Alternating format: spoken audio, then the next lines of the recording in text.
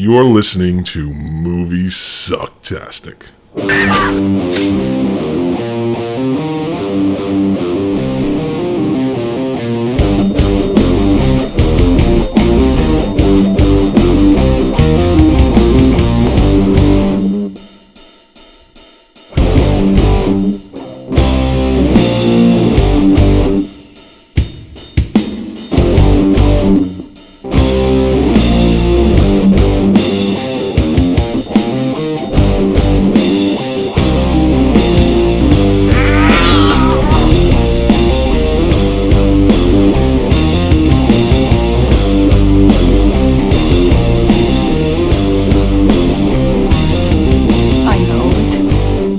Sounds like some bad movie.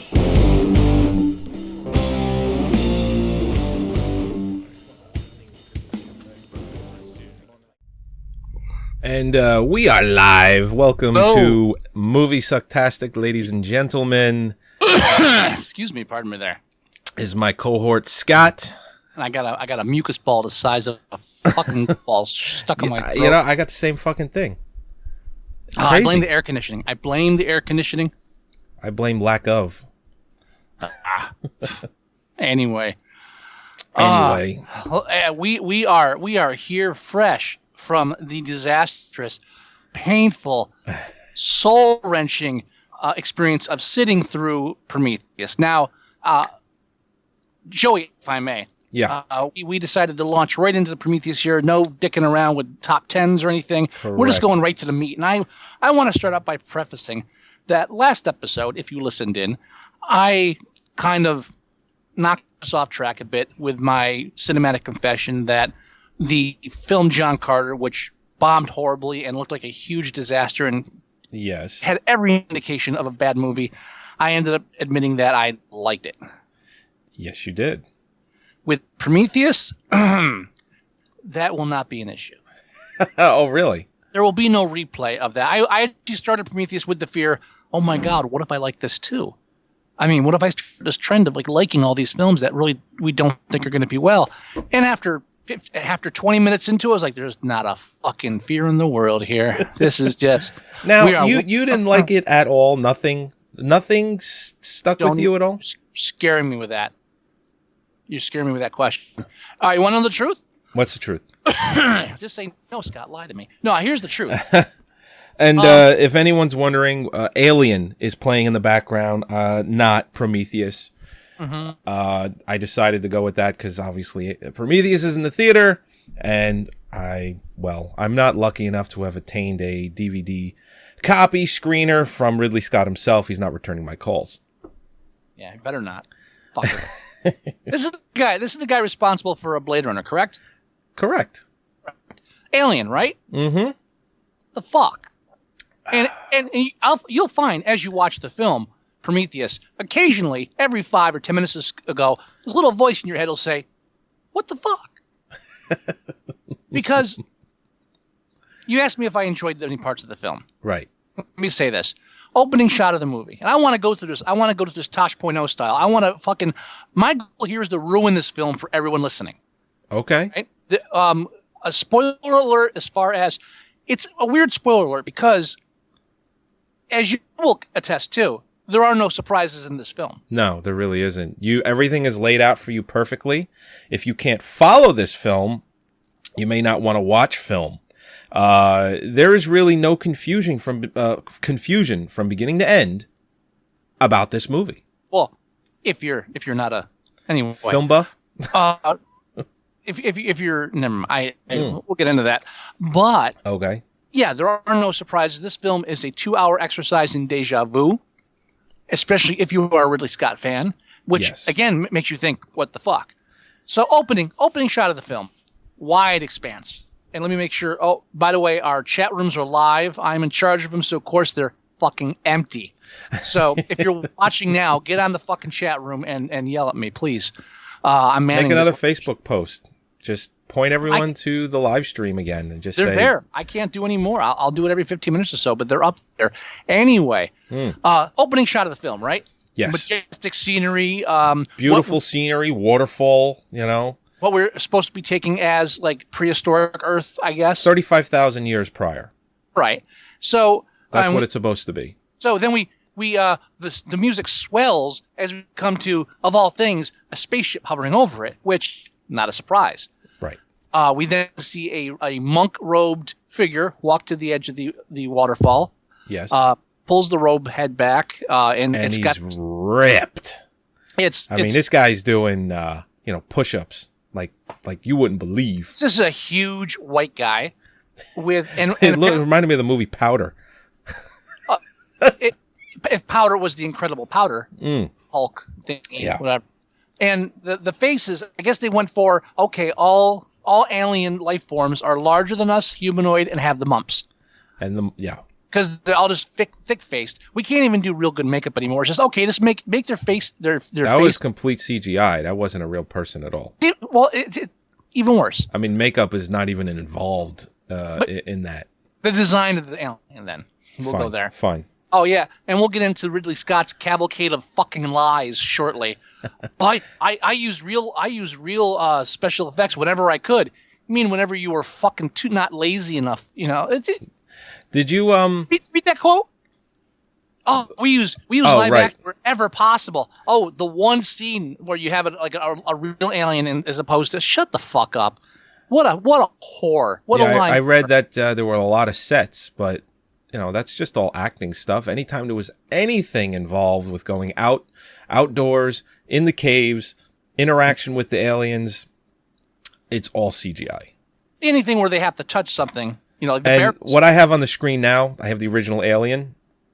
That film obviously doesn't use CGI because they didn't have it then, but it's all animatronic. It's all puppetry. It's all a guy in a rubber suit.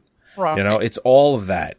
So Scott's big sell, trying to say, "Oh, I'm Mr. Old School now," was that he used puppetry and animatronics whenever possible.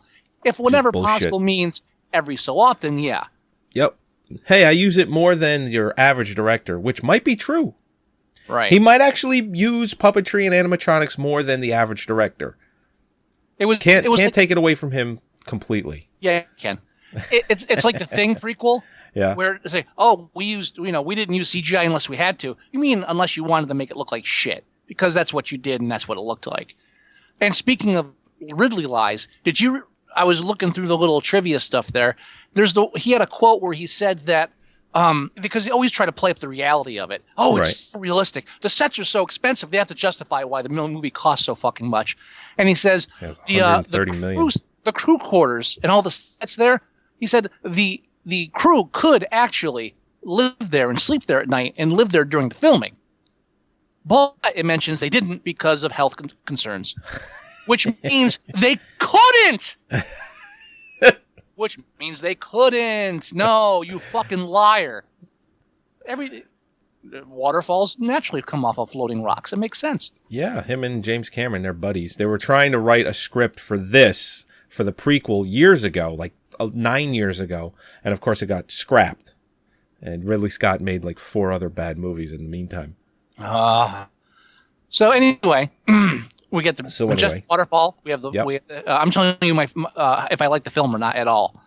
The waterfall, the hovering robot, the alien comes out. He ceremonially it's a little ceremony where he takes the lid off this thing and drinks this weird substance, which starts disintegrating him. He falls into the water, and we go in for a CSI close-up of his DNA just crumbling and dissolving into the water, and then a close-up shot of DNA forming back together. Thus, the film has demonstrated, first of all, this melding of religion and science, and a chariots of the gods effect of aliens. Our maker, creator, however you want to say it. Right, came from these aliens that visited Earth 35,000 years ago and is thus the reason why we are here today. Right, so it's a mixture of theology, it's the origin of man, it's from their body, from our body.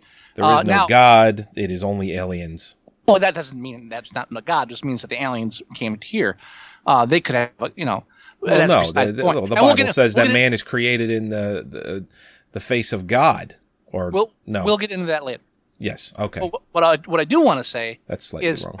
This is a nice scene. It's a beautiful scene. It speaks volumes without telling, and it has a theological, philosophical underpinning to it.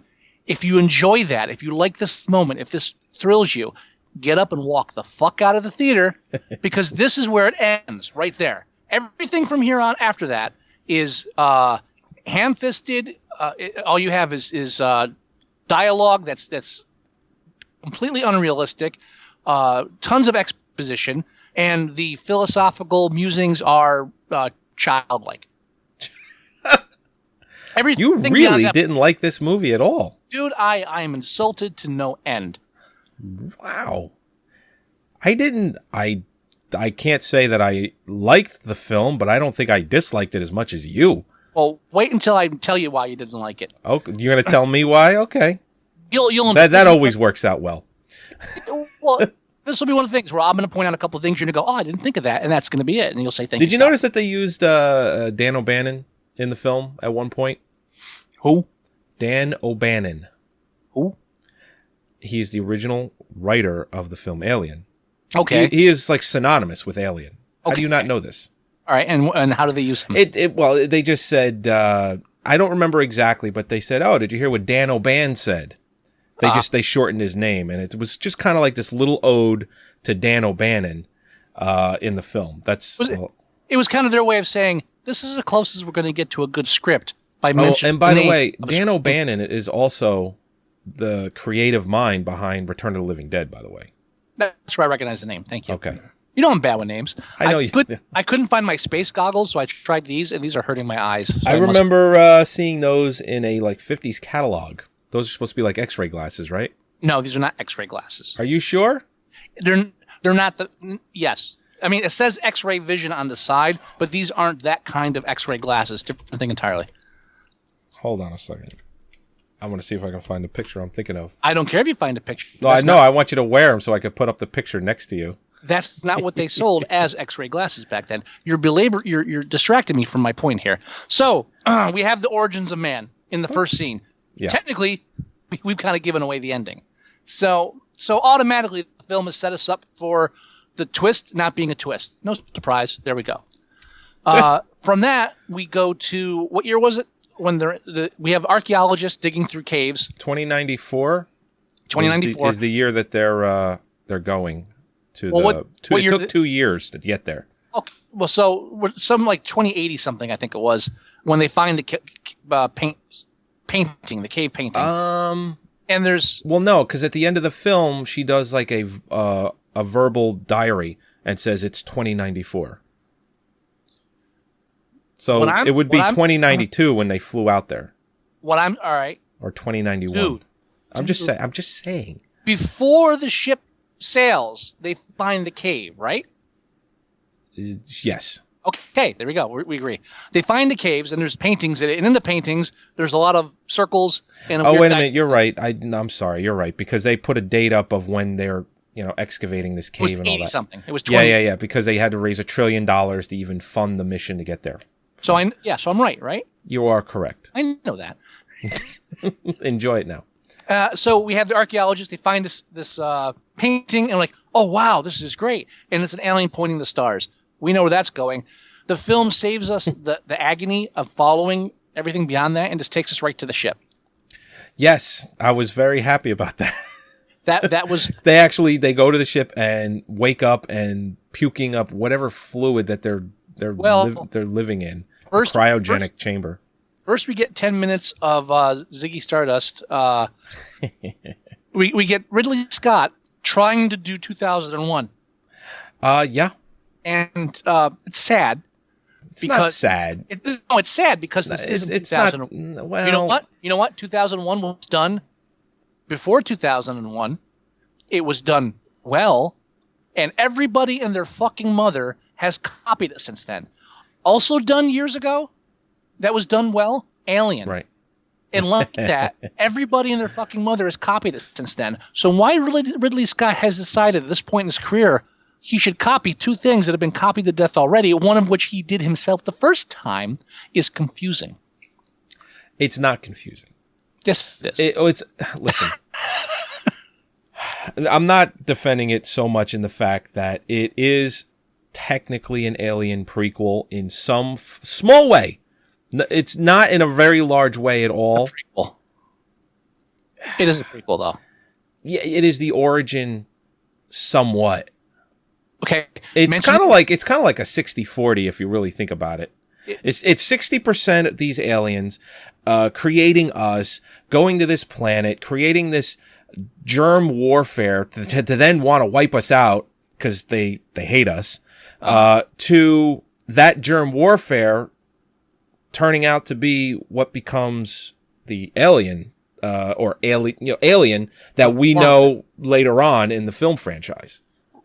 It's a prequel. Now, yes. Well, take away that whole part of the germ warfare. It's not an alien prequel. It only is because of that.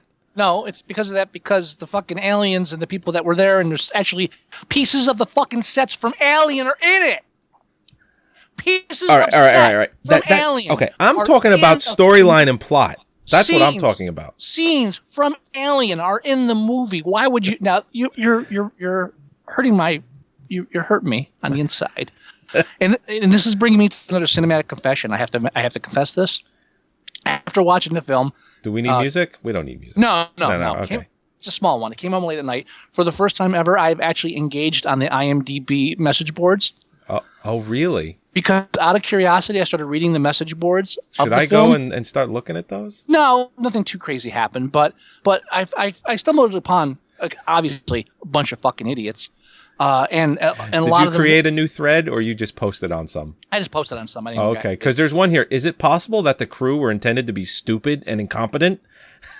I thought that might have been one of yours. I'm looking through them, and I came across a couple of them, and one of them, of course, was there's 5 kinds of haters, and this idiot's like, hey, these are the 5 kinds of people that didn't like the film, and none of them equaled someone that didn't like the film. It was all, either you're too into hardcore sci-fi, reality sci-fi, or you're too hard into fantasy stuff, or you're just a guy who's afraid of a strong female lead. Says, listen, asshole, you like the film. Strong female lead. Yeah, I believe there's a lot of people on this. I thought the cesarean scene was pretty good. Anyway, we'll talk about that. We're not there yet. But the reason I'm mentioning that is because one person I bumped into on there that I commented on a couple times, their argument was, I mentioned the whole thing that you can't do a prequel. And here's the big problem. And I mentioned that Star Wars is a good example of this. And someone said, well, that's an unfair comparison. No, it's not at all. And you back me up on this. What was your comparison? You can't do a film, right, or a series of films like Star Wars or Alien, and then 30 years later do prequels to them and have more technology, more advanced technology in the prequels than you do in the originals. That is a perfect example, because it always tends to be that way. Why does Yoda look like the way he does in the new Star Wars films, where he's a puppet in the originals? You know, when he's moving around in the originals, his ears are flopping around, and his head is bouncing. But in the new films, he's CGI'd and looks perfect. Well, even beyond that. And I understand that it's, puppetry back then, but you're right. Well, go beyond that. Well, no, you're right. I know, but go beyond what you're saying, not just the special effects. In order to make everything look flashy and cool, they create this technology and this stuff within the movies that does not predate technology in the original film as far as what exists in film. Like what they're using when Anakin is a kid, what they're using in this ship, hundreds of years before the Alien film, should not be more technologically advanced than those films. Exactly. Like, for instance, in this film, there's a lot of tablet type devices and touchscreen this and hologram on the wall that, and fucking holograms. And just seeing Alien on the screen in the background right now, not only do they not have any of that, and the film Alien is obviously way, way, way past this film. Not only do they not have that, but they have old EVGA screens, which are the screens that are just completely black and green text. Right. That's the technology they have in the film Alien. So he could remain true to the technological advancement as far as the timeline there, right, or you can just pour as much shit and fucking holograms into this as possible, and then have no real basis for it. So, and that was my argument, and the people are idiots. But then this one other person comes in, and this is why you scared me. He said, I don't consider it a sequel. I consider it a Connection. Connection? You can bend as far as you want to not call it a prequel. It's a fucking prequel. And we're not. You can call. I will agree that it is a prequel. I'm fine, okay with the reboot thing. I refuse to fucking call a film a connection. You can even say homage, and I might give you that, but it's not an homage. Right. No, I agree that it's a prequel, but I do agree somewhat that it is. It doesn't have to be a direct. It does not have to and be it's a not. direct. And I think that's where I'm sitting with it, is that it is not.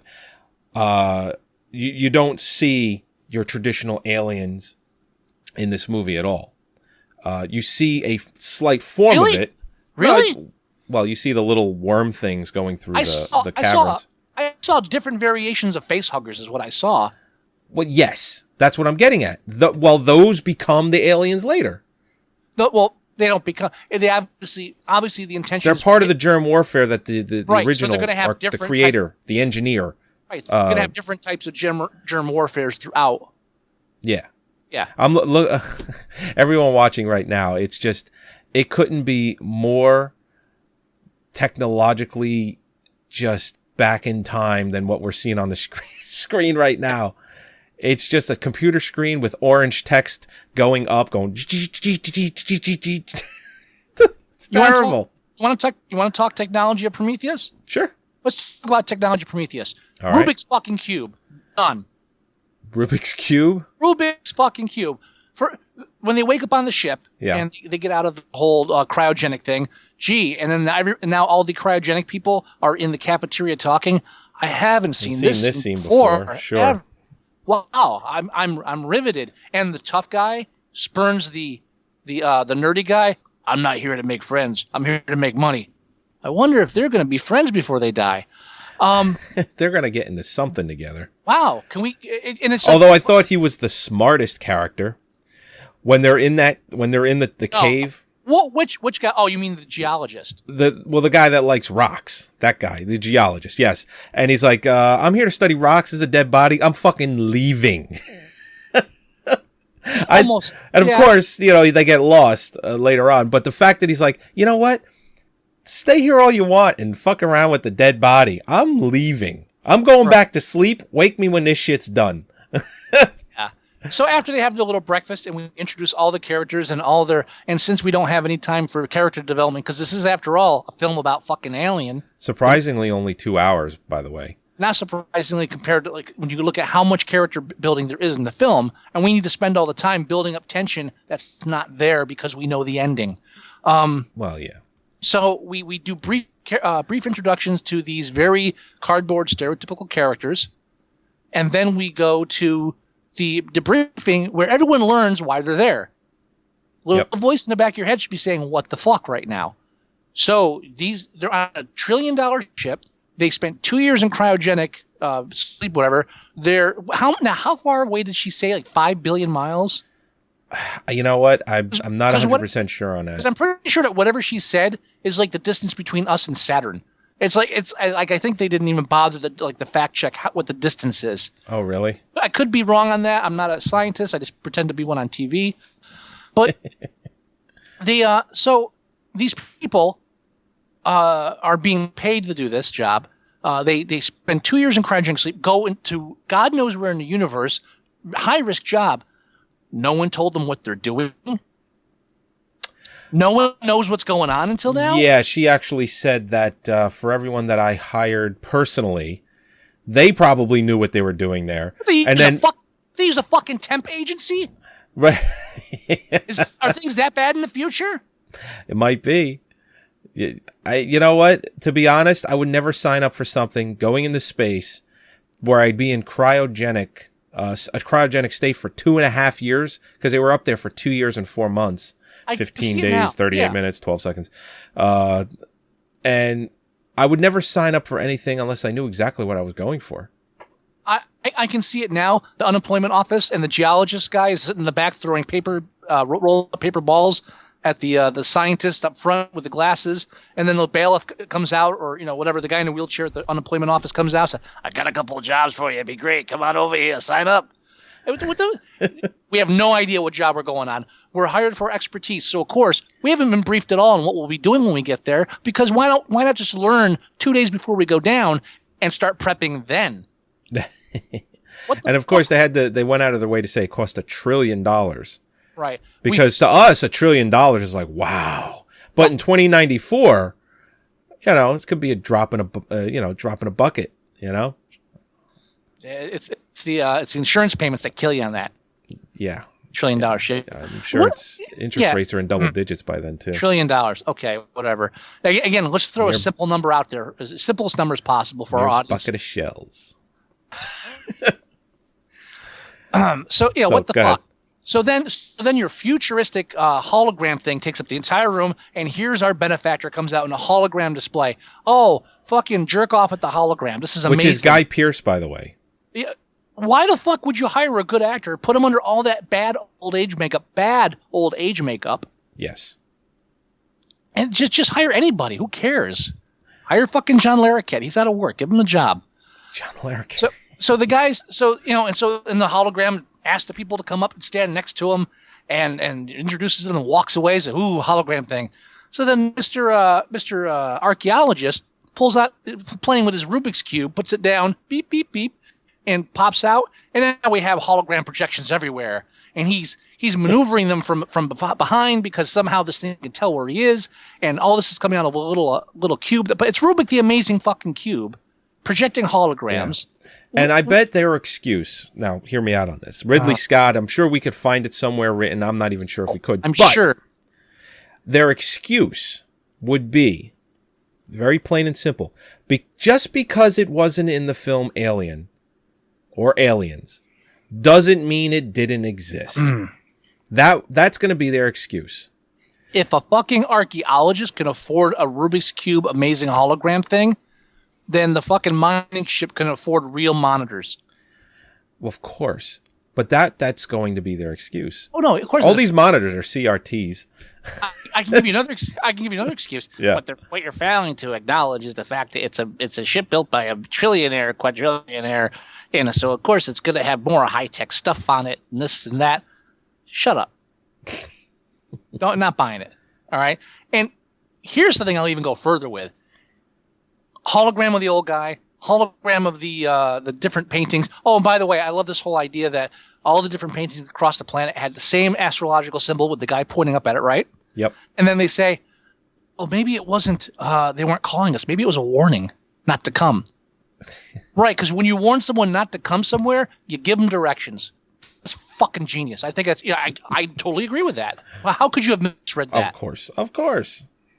But how if this super advanced race, and they have to be super advanced because they came in and created us, they're flying interstellar spaceships before we even existed. Let's give them some credit. They probably evolved a bit beyond that. In all that time, when now this, Colonel Sanders Extreme comes up with his ship, and we have all this hologram stuff. If the super advanced alien race that created us, the chariots of the gods created us, are so advanced, how come their holograms are shittier than ours? And don't give me any that like dusty optics bullshit. No. It's dusty optics. No, not dusty optics. Maybe they didn't, maybe they didn't care so much about that. Not big TV watchers. Don't care about their holograms. They only didn't care so much about holograms that they recorded everything they did. So of course they're not. Maybe it's like a security camera. The holograms rewrite themselves every 12 hours. Who knows? There you go. What the fuck? Yeah. No. It's a perfect example. I think anyone that thinks that when a prequel, something that takes place before the original, looks better in any way, that should definitely not sit well with other people. Or it shouldn't sit well with you or anyone. When you watch this, you shouldn't say, the movie looks amazing. Let's just get that right out of the water. It looks amazing. Okay? I'm not impressed with that anymore. Because that's money buys pretty windows. Yes, it does. That's it. But the movie looks amazing. It's beautiful. It visually is stunning, and it shouldn't be. Maybe all of the stuff on the planet, like the dust storms and all that crap, maybe they could get away with that. But you're right. Everything inside the ship, everything inside the cave, everything that the engineers are doing, the holograms, that should all, if it's a prequel, not only should it be comparable to Alien, but probably should look worse than what was in Alien. Yeah. Because this took place, let's say 2094. Let's just say 2090s. Alien takes place when? I think that's another... and don't quote me on it because I'm not sure, but I think it's another 50 to 100 years after. I think. Mm-hmm. I'm going to look it up. But... Don't care. Well, I'm just curious. Care. Really don't care. Don't care. So after this this whole debriefing of yes. Here's why you guys came, and we've already learned that the geologist doesn't like the scientists, that the two other scientists are in love. Oh, and thanks to David Bowie walking around the ship, we reading people's dreams. So we have technology to read fucking dreams now. As a casual side glance, we now know about the one scientist. What kind of scientist she is? She an anthropologist, or the guy was an anthropologist. She was I don't know what the fuck she was. She's smart enough to know medicine, so maybe she was another anthropologist. Archaeologist. So he was the anthropologist, right? And I think so. It doesn't say in the wiki. I'm pretty sure he was an anthropologist. Yeah. So those two love each other. Mm-hmm. Yay. They love each other. And we know that she has a past with death, and she has this little catchphrase now. That's what I choose to believe in. Thank God we set that up, because otherwise I'd be confused to death. I need to know that she got that philosophy from her father, who later died of Ebola. I need to know that. Why? Because that's more exposition we can put into the film to make it look like we're actually give a shit about characters. Yes. Speaking of David Bowie. Uh-huh. What was the whole point of him watching Peter O'Toole films and gaining affectation from them? Now, I don't mind. Believe me, it's the closest thing we came to a real character in the film was the robot. And and I actually like Michael Fassbender. Oh, he's great. I think that's his name, Michael Fassbender. Yeah, Michael Fassbender. He was in Inglourious Bastards. Mm-hmm. He was quite amazing in Inglourious Bastards. He was also in the new X-Men Origins film. Oh yeah, he played Magneto. He was great in there too. Yeah.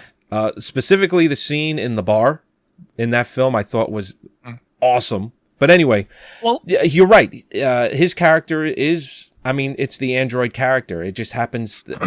Every Alien film has one.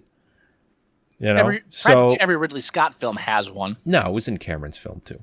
Yeah, but Lance Hendrickson, come on. I know. And again, do we have to do this everyone has to have an android on it, or replicant, or whatever the fuck you want to call them. And it's just the signature Scott. Even going back to Blade Runner. So, and how come it's so much easier for them to write a kind of a real? Now, don't get me wrong. Mm-hmm. I think they were all good performances. I think everyone did good performances in the film. If you take away the fact that what they had to work with, everyone acted well. There was no bad acting in the film. No, everything. You're right. Everything was very good. Fassbender is amazing as the robot, and he's the only one that has any real depth or complication to his character. You agree? Yes. Oh, okay. You had to look that up? No. I'm looking at like the year that Alien takes place, and it says the sequels Aliens and Alien 3 take place in 2179.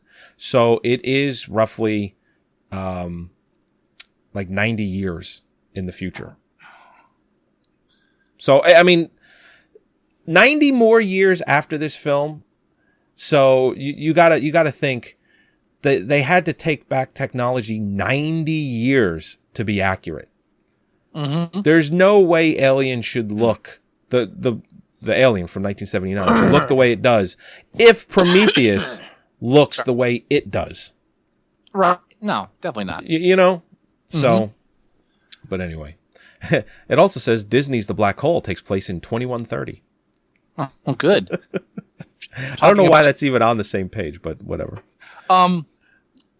So after that little bit, they go down to the planet and immediately find the location of the alien ship. That's right. Well, they don't know it's a ship yet. They don't know it's a ship yet. By the way, that's a spoiler. They figure out it's a ship. They pretty much figure it out as it's taking off.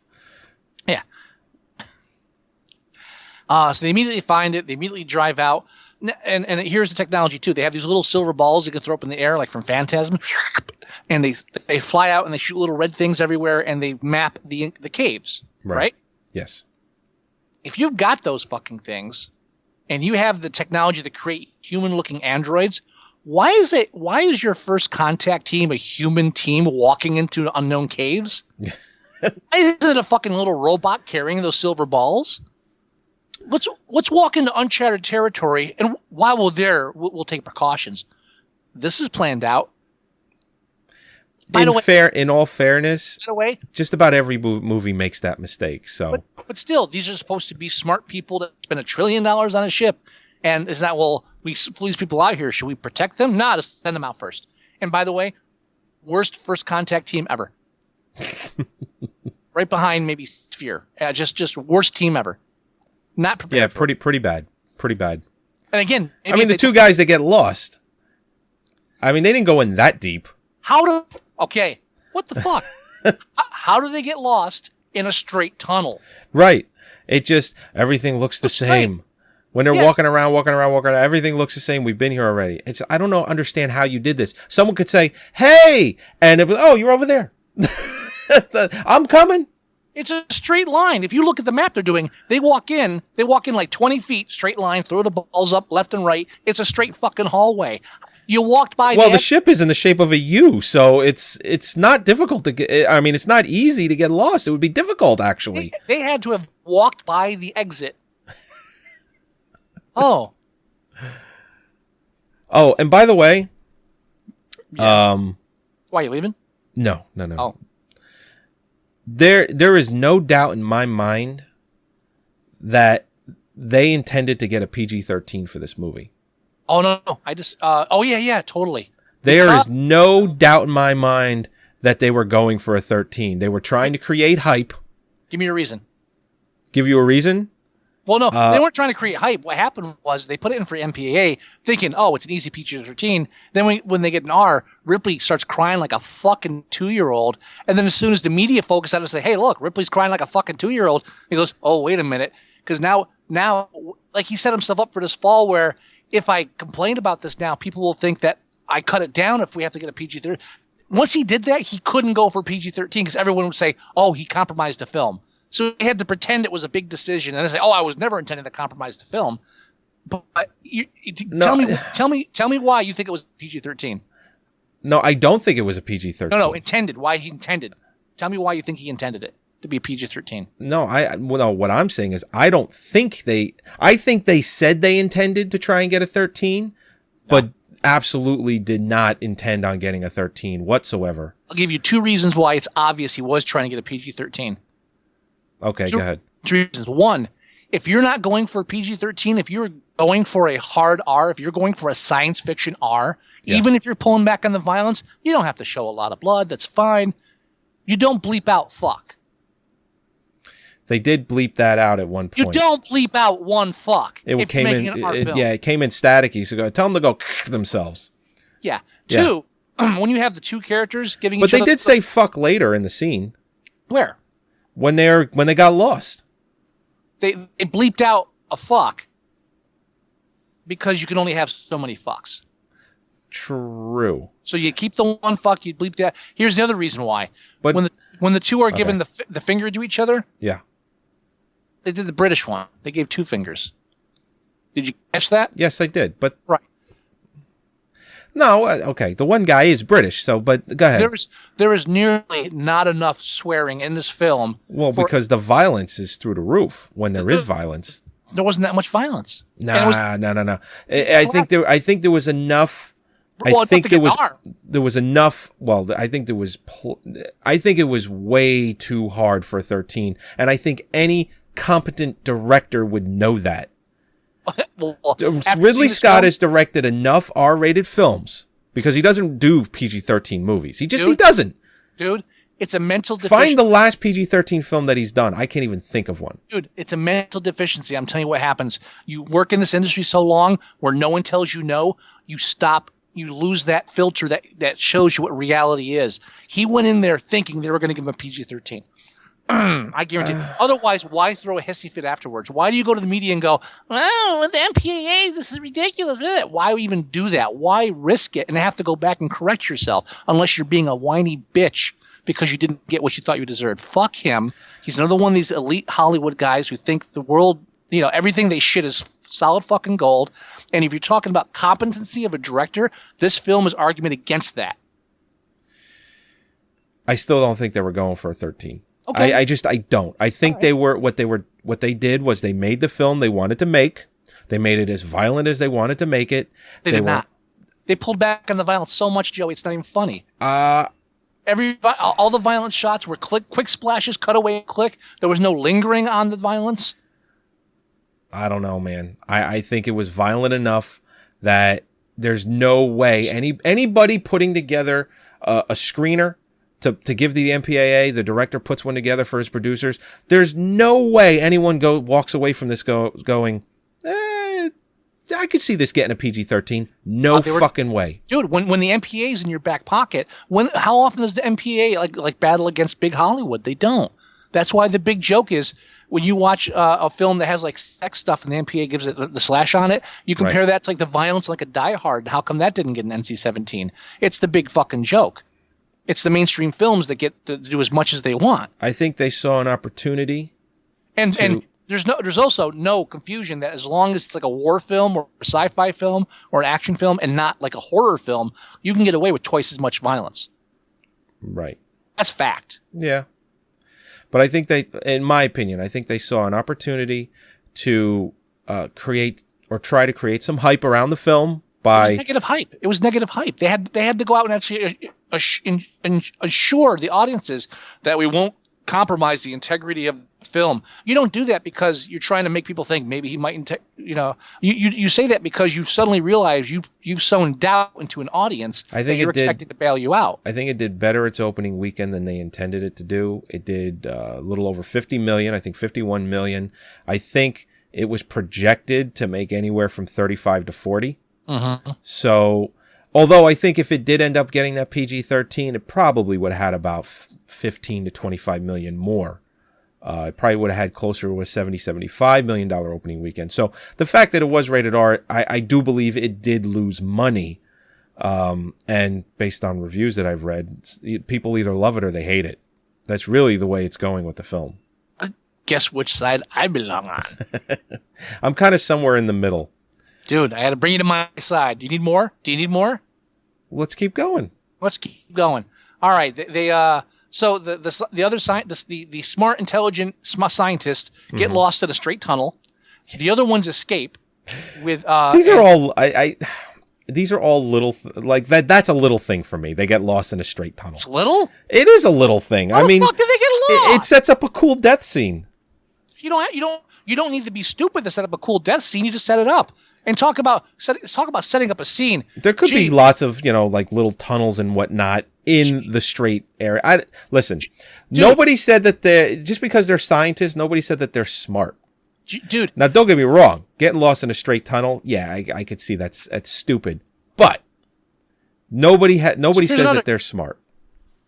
Also, if these are all scientists and these are archaeologists, anthropologists that have been on digs and been in dangerous areas and been in countries that have storms and have stuff like that, do they all really say, oh, there's a storm coming, there's something dangerous coming, let's all work as hard as we can for the next minute because we'll never get in here again, or say, shit, let's beat a hasty retreat, come back with more tools and be able and take our time getting our samples because they're precious. No, hurry up and hack that fucking head off, quick. What the fuck? Really? And again, it's supposed to build tension for the storm coming. It's a false tension, too, because, are they going to get out of the storm? I wonder. Oh, the two guys get left behind in the tunnel with the strange alien stuff. Are they going to die? Well, let's put it this way. I'll defend it on that only for the reason that if they're let's say they're in the cave, don't make the face. I'm listening. You're listening? Okay, listen. just because it makes more sense to do, let's get out of here and then come back, doesn't mean it's going to translate to film good. It's going to maybe more or less come back as being more boring. It's like, oh, they went all the way back to the ship. They waited a day. Oh, they got more tools. Oh, they went back to the cave. And then they got their samples just to bring them back to do what they could have done if they just hurried and got the hell out of there. Lazy screenwriting. Give me something believable. There's a sandstorm. But what I'm telling you is that they weren't going to do that. These screenwriters, if they were to write it the way you suggest, it would have been worse. No, that's better. No, give me give me a believable threat. Don't give me a threat where it's like, there's a storm coming, quick, come. Oh no, we don't have any time now. Let's belabor the fact and waste less time. No, it makes no fucking sense. Give me a real threat. Give me something that comes up out of nowhere. Give me something. Spend some time thinking of something. Yeah, okay. Give me a reason why. Give me like the guys went off and they thought they saw something else and they were investigating that and they got sidetracked. So then all of a sudden, we didn't hear the comm link say that there was a storm coming, or they were further away. Give me something a little believable. Okay. So then we have the mad rush back to the ship, where of course someone dives for the head. They have to save them. Billy. Yeah, she just pretty David dumb. Bowie saves the day. David Bowie saves the day. And if I knew you were going to keep doing these David Bowie comparisons, I would have picked Ziggy Stardust as our music. How can you not? Man to Fill the Earth, anybody? All right, I'm done. Well, let's at least pattern. And again, great job as an actor, best character in the film. Still didn't need to. And why set up the Peter O'Toole thing? Why set up like a good movie with a great actor and then lead us into this shit? Are you that confident in your filmmaking abilities? I guess so. When he's on the bike and he's on the bike circling around and he flips the basketball and he starts spinning it on his finger. Mm-hmm. I didn't look it up, but I'm sure there's trivia somewhere that take took him like 46 times to get it because he refused. They refused to have a CGI basketball for the shot. Great, good for him. Too bad he's an actor and not an athlete. That's something to me. That's dedication right there. Yeah, if it was dedicated, he would have slept on the on the set, which is safe to sleep on, except when it's not. Yeah. Now, yeah. More examples of bad screenwriting. Ready to come in. Go right ahead. So we have the anthropologist who spent his entire life trying to prove that we came from aliens, right? Yes. They come to the planet and they find the dead aliens, not live ones. And so he's immediately a sulking child, drinking in a corner. Oh, I didn't get to talk to anybody. What? What? I wanted to talk to one of them. I mean, we're here now. We have a pile. They're gone now. He didn't get to ask questions. Just the fact that they found anything, he should just be happy. Yeah, you found the origins of life, proof to it, and she's trying to show him. Say, look, dipshit. This is it. This is like the golden grail of or holy grail of scientific discovery and everything. Yeah, but it's not what it wanted. Thank God he fucking poisoned him. Good for the robot. I'm on the side of the robot on that one, that whole thing. And then again, the theological, philosophical discussions in this film. Yeah. Oh, this is like being in philosophy 101 again in community college. It's just, why am I listening to this? When the old man introduces him as an android, gee, I didn't see that coming. And then goes out of his way to say he can live forever, but he can't appreciate that because he lacks the one thing we all have, which is a soul. I'm glad you brought us up on that because I'm sure these people who have lived in a world where these replicants are commonplace never thought of the idea they don't have a soul. Thank God you mentioned that because why would you even fucking mention that? Well, the fact that he's saying that we all have a soul is based on standard religion, not being created by some engineer, which is the reason why they went out there. And you bring this up during a debriefing about because I'm not saying it's not wrong. I'm not saying it's factually incorrect. I'm saying not the time to bring it up. So then the David Bowie and the mopey anthropologist have a little back and forth going about, gee, I didn't meet my master, so I met my master. How do you think I feel? So I think you feel pretty crappy. Well, I'm going to poison you now. And then they go through that whole thing. So the anthropologist... Well, he asked him what he would do to find out, and he said, I would do anything. And then that's when he poisoned him. Good for him. Fuck him. So then he whines to his wife, knocks her up. Then he wakes up, and again, here, little what the fuck in the back of the head. He wakes up, goes to the mirror, feels like shit, looks in the mirror, and there are worms crawling out of his eyes. Yeah. And so normally what a person would do would go, they'd say, holy fucking shit, there are worms crawling out of my eyes. I need to seek medical assistance. Let me run to the nearest med bay and say, please, for the love of God, I have worms crawling out of my eyes. Instead, he says, okay, well, I'm going to go to work today anyway. I can't afford a sick day. I'm, 2.5 years sleeping. That doesn't rack up the sick time overtime anymore because you don't get paid medical leave in the future. I'm pretty sure. No. And decides, let's go on. What the fuck? The shitty part I can understand. If he's just like, oh, I feel like shit, go on. But then we have to play with the CGI. Oh, I have worms in my eyes. Worms. You lost me there. You lost me with worms in my eyes. Oh, and of course, while they're sleeping, the two scientists die. Spoiler alert.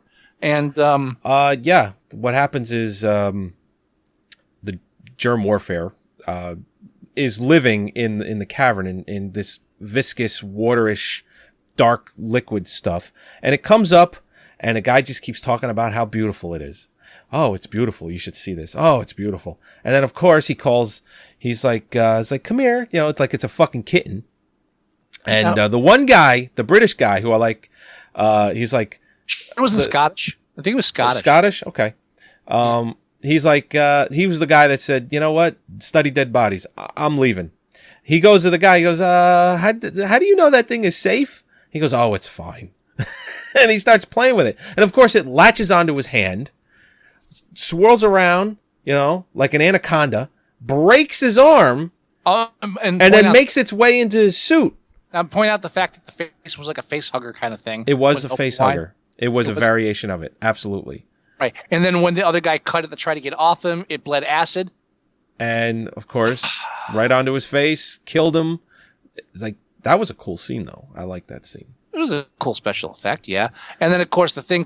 I can't get enough of long cylindrical objects going down guys' mouth, going in men's mouths and down their throats. I can't get enough of that. I'm like, every other scene is a long tube going in some guy's mouth, and I'm thinking, give me more. Man, this reminds me of a film I saw last week. This is awesome. Oh, really? Yeah. Well, yeah. Yeah. I want to talk about it. And I says, can we? So we keep doing the whole. We keep doing the whole alien face hugger variation thing.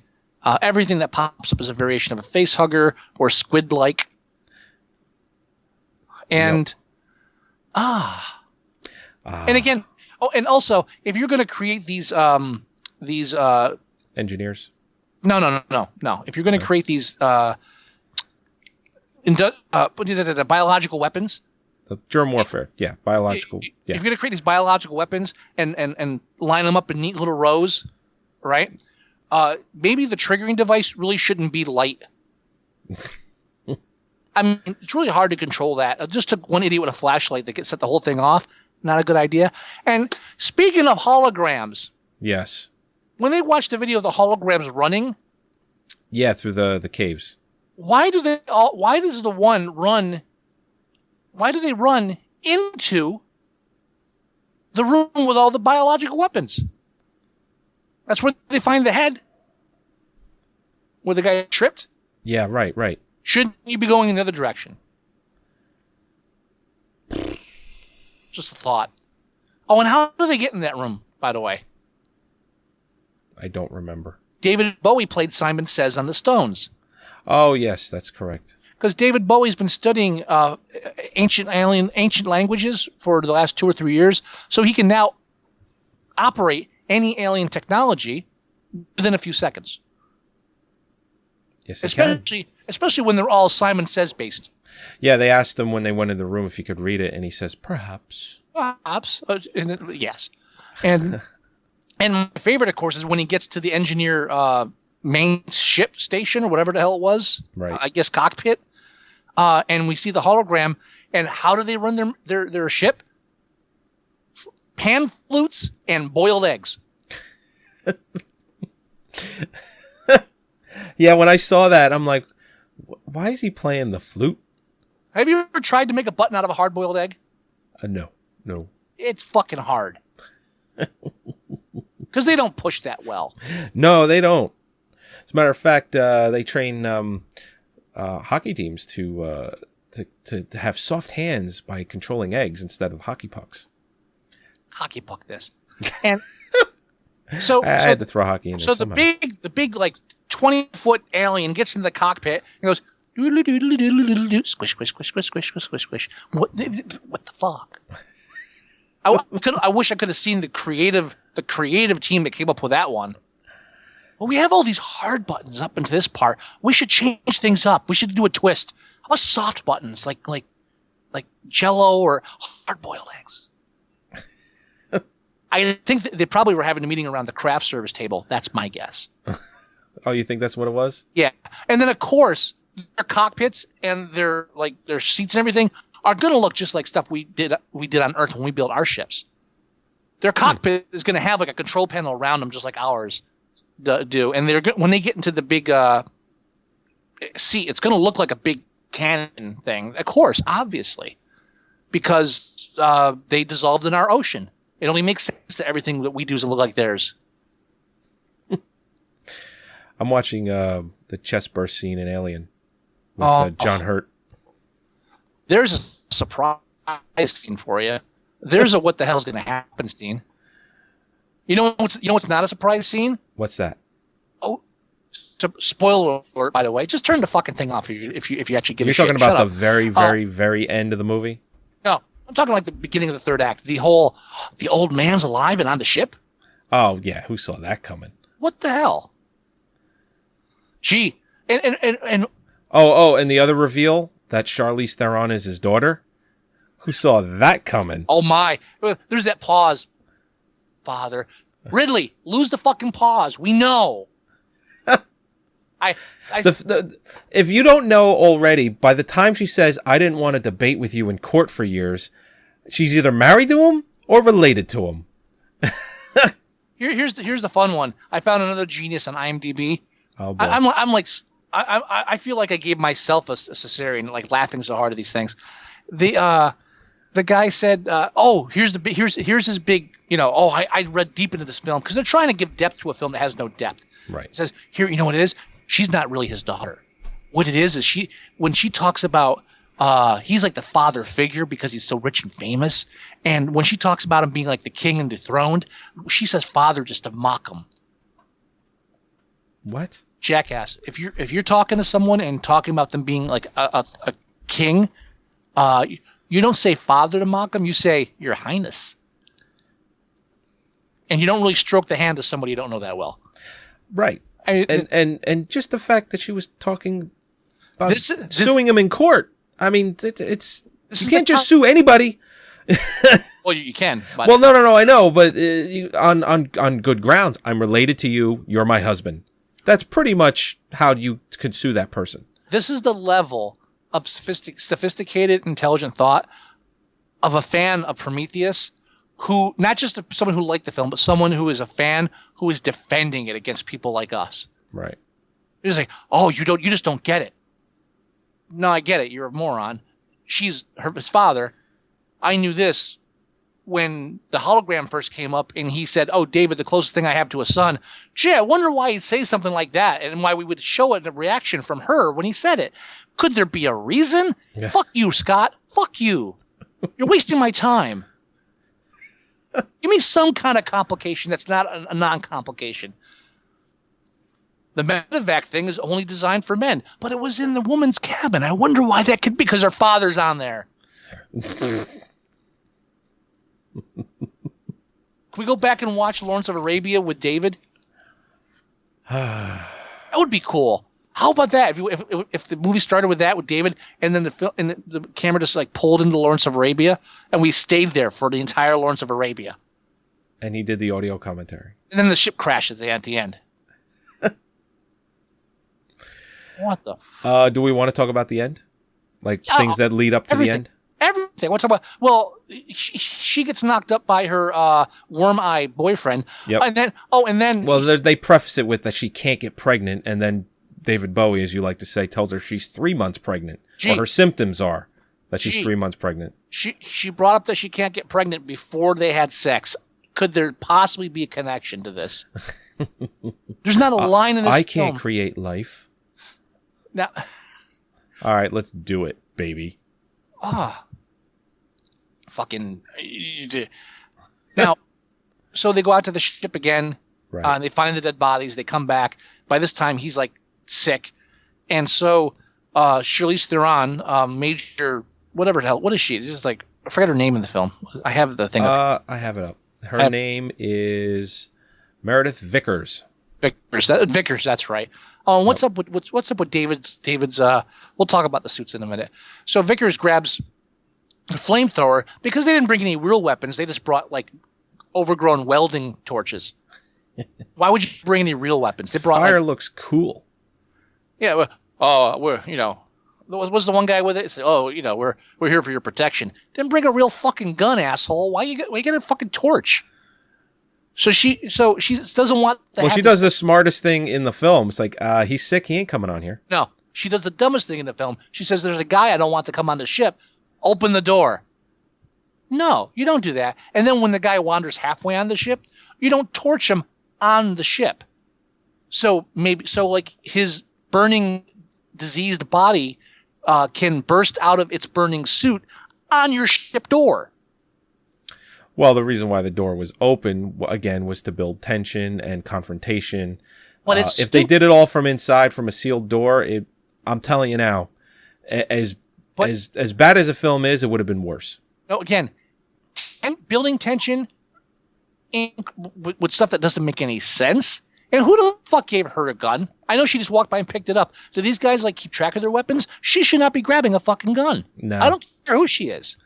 Would that thing even have fired on that planet? I mean, again, maybe that's why it was flamethrowers, because they knew that fire could burn there. I don't know. It was oxygen, but it was polluted oxygen. It was like our planet's going to be in about 50 years. Or 84 years. 83 years. 25 if we're lucky. 25. This so, planet has 100 years of air. 25 the way he runs it. What's that from? Spaceballs. Spaceballs? Yeah. I didn't care for it, but it has great lines in it. It does have some good lines. But anyway. But I'll tell you right now, when she torches the other anthropologist's or the archaeologist's husband, right? I'm thinking great. So at some point in the scene, what I want to see now in the film is a point where casually out of nowhere, she just like reaches out and like stabs her in the neck. Oh, yeah, no. Or she's just like, can I see that gun? Yeah. Bah, bah, bah, bah, bah, bah, bah, like 8 times in the head. Something like that. I want to see something. Don't do that and then set it up to, she dies this way. Great. I have to wait for like a natural incident to occur to kill her? I think what they were trying to go for was her coming to terms with the fact that he was sick, and even though he was torched, that it was probably for the best. I think that's what they were trying to go for. If she was that logical, we wouldn't have had the last line of the film, and I can't wait to talk to you about that one. So she comes in, then David being manipulated by his father. Oh, and don't you love the whole scene where they reveal that the old man's alive? And what's David doing? Washing his feet. Yep. And then... Yeah, you can't get more biblical than that. Jesus Christ, you can't get more biblical than that. And then I'm thinking, okay, could you get any more blatant about it? He actually has David say, "Your feet are all clean now, sir." So I can see he's cleaning the feet. We're watching him clean the feet. He doesn't have to say, "I'm cleaning your feet." We don't need that. I get it.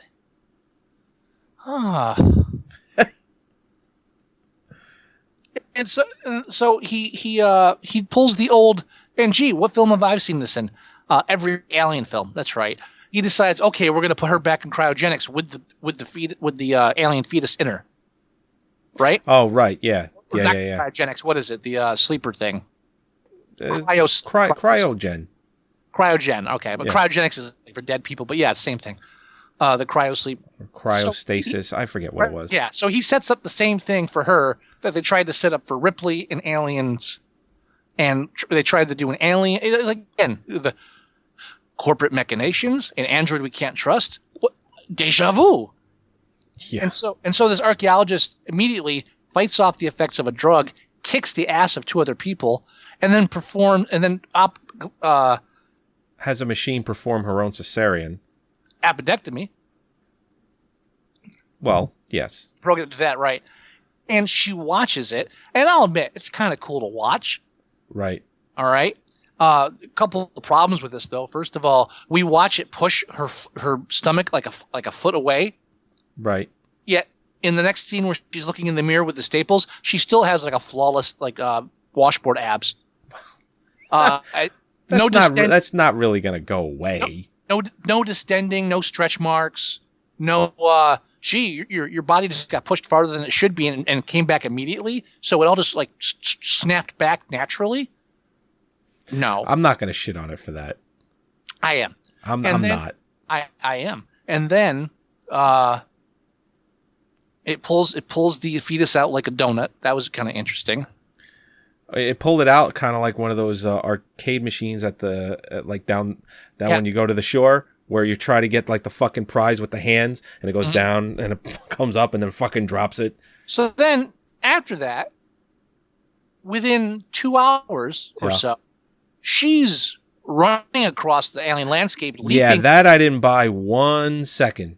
That's not just skin they cut open. They slice through muscle in her fucking stomach. And that heal in an hour or two. And based on the fact that my wife actually had a cesarean for her first child, I had to watch a whole video of how they do it.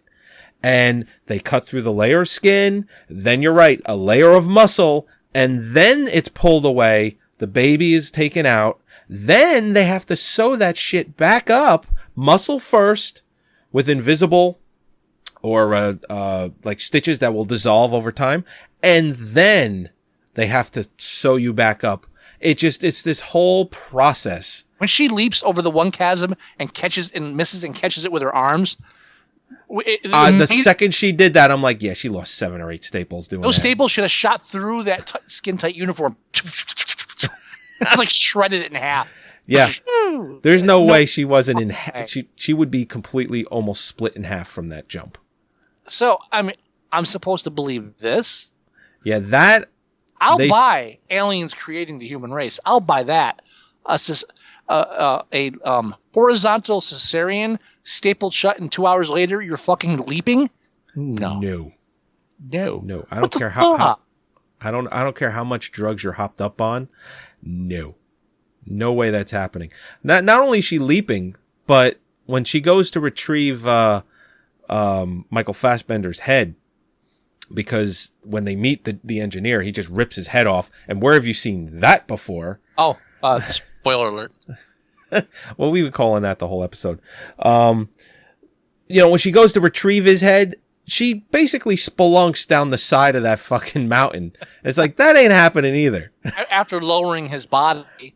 Right. I'm sure her upper body strength isn't and because he's all robotics, he's more dense than a human.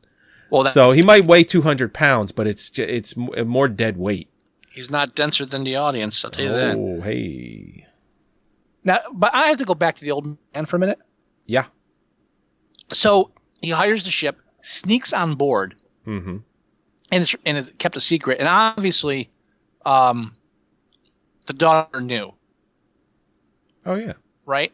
But yeah, there was no surprise whatsoever. So my question is, why is it? Well, the reason why she knew was because she did the whole court thing. She said, if you were going to come anyway, if I defied you, I was going to spend years in court. Well, so there was absolutely no alluding that she should have been surprised. Why is it a secret? Why are they hiding it? Why do the hologram thing say, oh, I'm dead by now? Why lie to the crew? What is there to gain? For whatever what is there reason, to hide? he told them that he would be dead by the time they saw his hologram. I don't know why that they even went to that length. And then they hide him. It's supposed to be a secret. No one's supposed to know he's on the ship. Why? Because his agenda is for him to just live longer, and they might not have done it. I don't know. I'll tell you why. You know why? Why? So the film had a surprise twist. No Probably. other fucking reason possibly imaginable that he would have to hide his identity from the crew he hired. That does make perfect sense. That's it.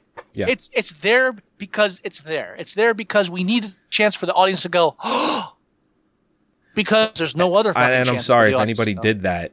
It just... If you did that, I'm sorry. Really. Smack yourself. No. It's allowed. Some people don't watch movies as much as we do. I can understand that you didn't get it. But even if you were shocked by that, if you weren't paying attention and you're like, well, okay, and you're wrapped up in the whole alien thing, maybe you've never seen the other alien films. Great. So in that context, you're allowed to look past some of the stuff we're complaining about. Right. But once that happens and the breath leaves your lungs again, you have to ask yourself, why the fuck is it a secret? We talked about fanedit.org last episode. Yes. About how people do these mashups of movies. Yes. I think if somebody knows what they're doing, they could make this work with the film Alien. But with the technology aspect that we mentioned earlier, I think that alone would make it not work. Because if they cut it in and out, let's say the guy that did The Things, where they took the 1982 version and they took the 2011 version and he cut them in kind of Pulp Fiction style. If he did that with this and Alien, he'd have to cut out a lot of the technology that they have in Prometheus. Because if you're going back and forth between the films, and one is supposed to take place in 2094 and the other one is supposed to take place in 2180 or 2179, that is just a lot of old technology with new technology, that one is supposed to be newer than the other, and one looks worse, and it's supposed to be 100 years or 90 years in the future. Dude, face it. If you cut out all the bullshit technology, all the exposition fed into the dialogue, all the goofy pseudo-philosophical theology bullshit, there's nothing left to the film. There really isn't. There's not. There's nothing there. Backtracking, we're still talking about the old man, his daughter, right? Yeah. Another fun thing I read on IMDb news groups. Now my new favorite place to go after watching a film is read what the morons have to say about it. Another person was, you know what? Again, we need to make the film deeper than it is. Was she an android? Oh, well, yeah. What's his face? Janik. He asks her, and then she goes, my room, 10 minutes. But was she an android? Well, I think androids are anatomically correct, so I don't know what what they were going for with that. What they were going for him trying to get in her pants, right? And then because of yeah, that's all it was, because he was coming off as like, you're kind of stiff, you're mean, you don't show emotion. Are you an android? All right, let's go fuck. That's really what that came down to. It's like, all right, let's go fuck. So here's the problem: a throwaway line just to be funny. And also based on the fact that she acts cold and like a robot. It's based on the fact that her character acts like that. Yes. So, and this guy, this drool cup latches onto that, and this is a deep mystery in the film. I think it's funny he called him a drool cup, because the actor that plays Janik, his name is Idris Elba. Uh-huh. I really like him. I really like him. I think he's a very good actor. Drool Cup, I meant the person that wrote the idea. Not the fine. Actor. And the only reason I bring him up is because there were talks of him possibly being Django, and I really like the idea of him possibly being Django. Who's in the coffin, sir? His name is Django. And then I find out that Jamie Foxx is doing it, and I don't hate Jamie Foxx, but I think I really would have liked Elba much more than Jamie Foxx as Django. I just think he has that swagger, Yeah, poor man's Keith Williams. Yeah, I can see that. But anyway. God, The old man. So she sees that the old man, after she gets her stomach sliced open, she immediately stumbles upon the old man getting his feet washed. Biblical references. Biblical references. Why are you here? I want these aliens to give me immortal life. Yeah, a la Blade Runner. Yeah, last shot, stab, immortality. I'll buy that from a rich guy. Whatever.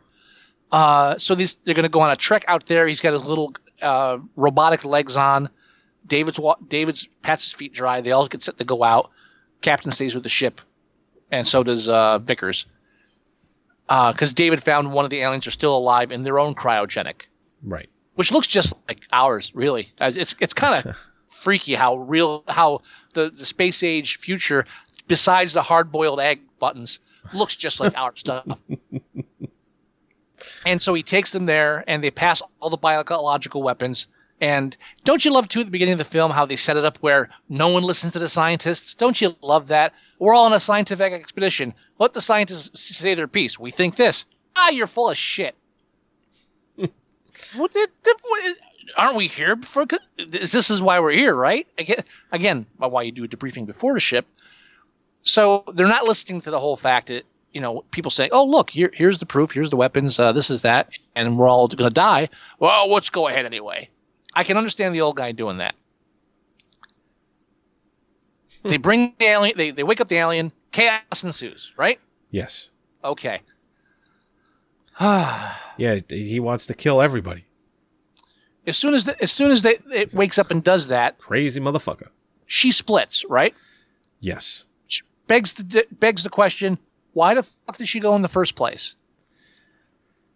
If she's so quick. No. It just I don't know why either. She just I feel the need to go. All right. So then they figure out. She tells the captain, and we're ruining the ending for you, so shut up. So she tells the captain the ship's going to go back to Earth and it's going to destroy Earth because I guess after you've been cryogenic so long, you wake up, you don't assess the situation, you don't see how long you've been out, you don't find out what's happened to your crew, you just immediately go on with the mission because that's how intelligent our creators are. You just immediately kill everybody in the room and move on. Again, that's a very good point. That's a very good point, but I can't shit on it too much. Only for as much as we can brainwash people here, you don't know. This alien could totally have been brainwashed that no matter what, you go through the mission. 5 minutes in cryogen, 5 million years, doesn't matter. That's my mission. That's what I'm going to do. But you assess the situation. At that point, when he wakes up, he doesn't even know if he has the biologic weapons on the ship. Does he? Yeah, no problem. He hasn't taken inventory. He doesn't know if the ship will fly yet. I didn't see him do any kind of. All I saw him was hop in the big chair and start liftoff immediately. He didn't even check to see if the ship was still operationable. He didn't check. I didn't see him close the door that they all got in. No, I don't know. All I'm saying is when you wake up, you don't just immediately. If you wake up in a car, you don't immediately start driving. First thing you say is, "Where the fuck am I? Do I have any gas? Where are my pants?" There are questions you ask. I agree. And Michael Fassbender apparently spoke the language, and he kind of looked at him and said, "I don't like your fucking face," and ripped it off.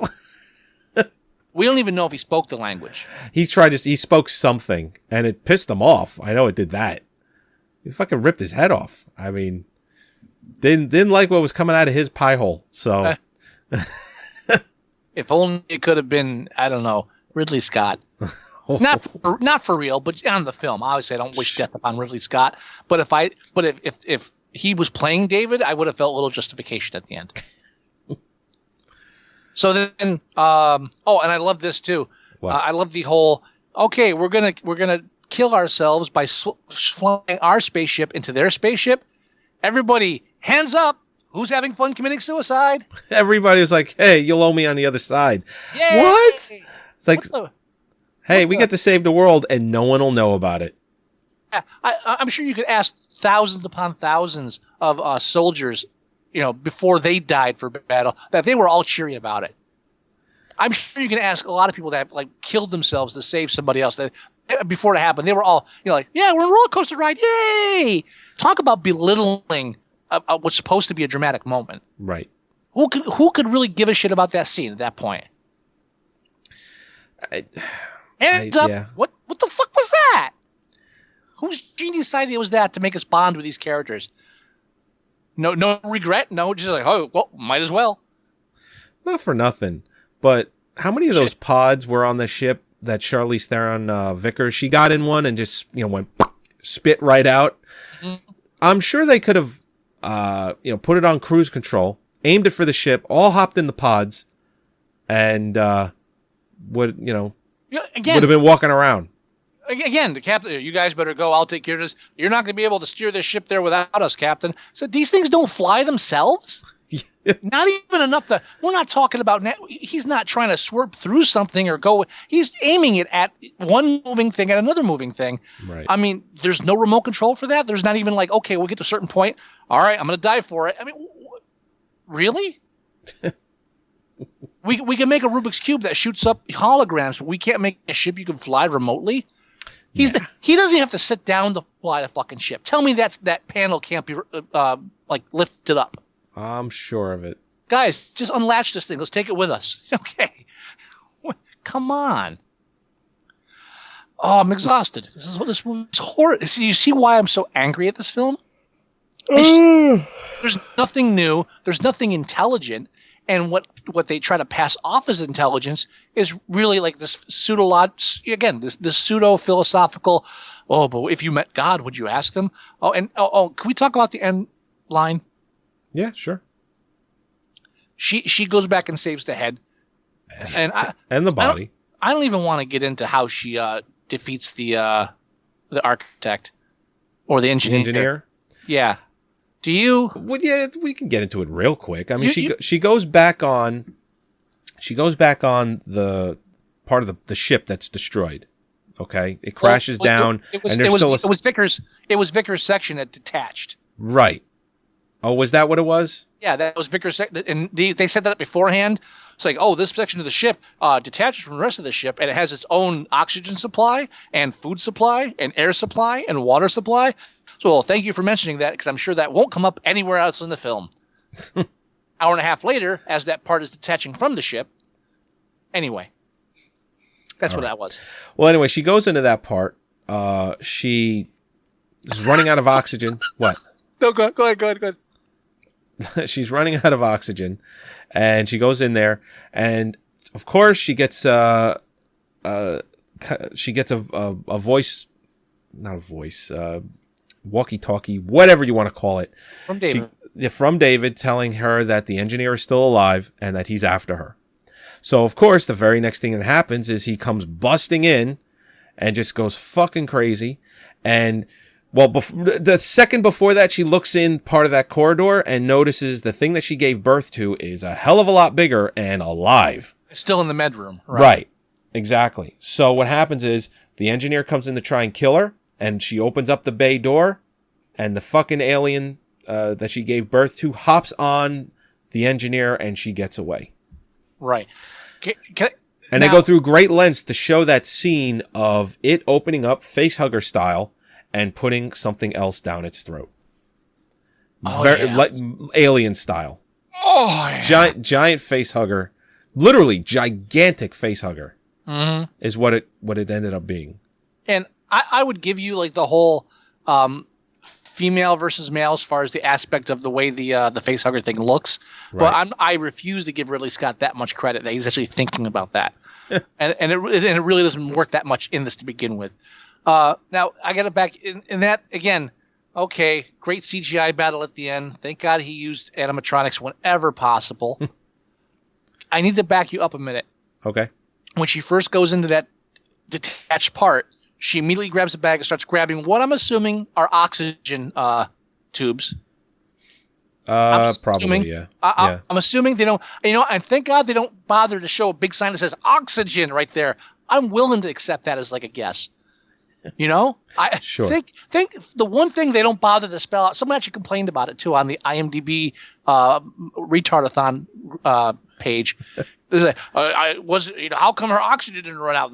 There was nothing there to indicate that there were oxygen. Says no, but I mean, we can assume.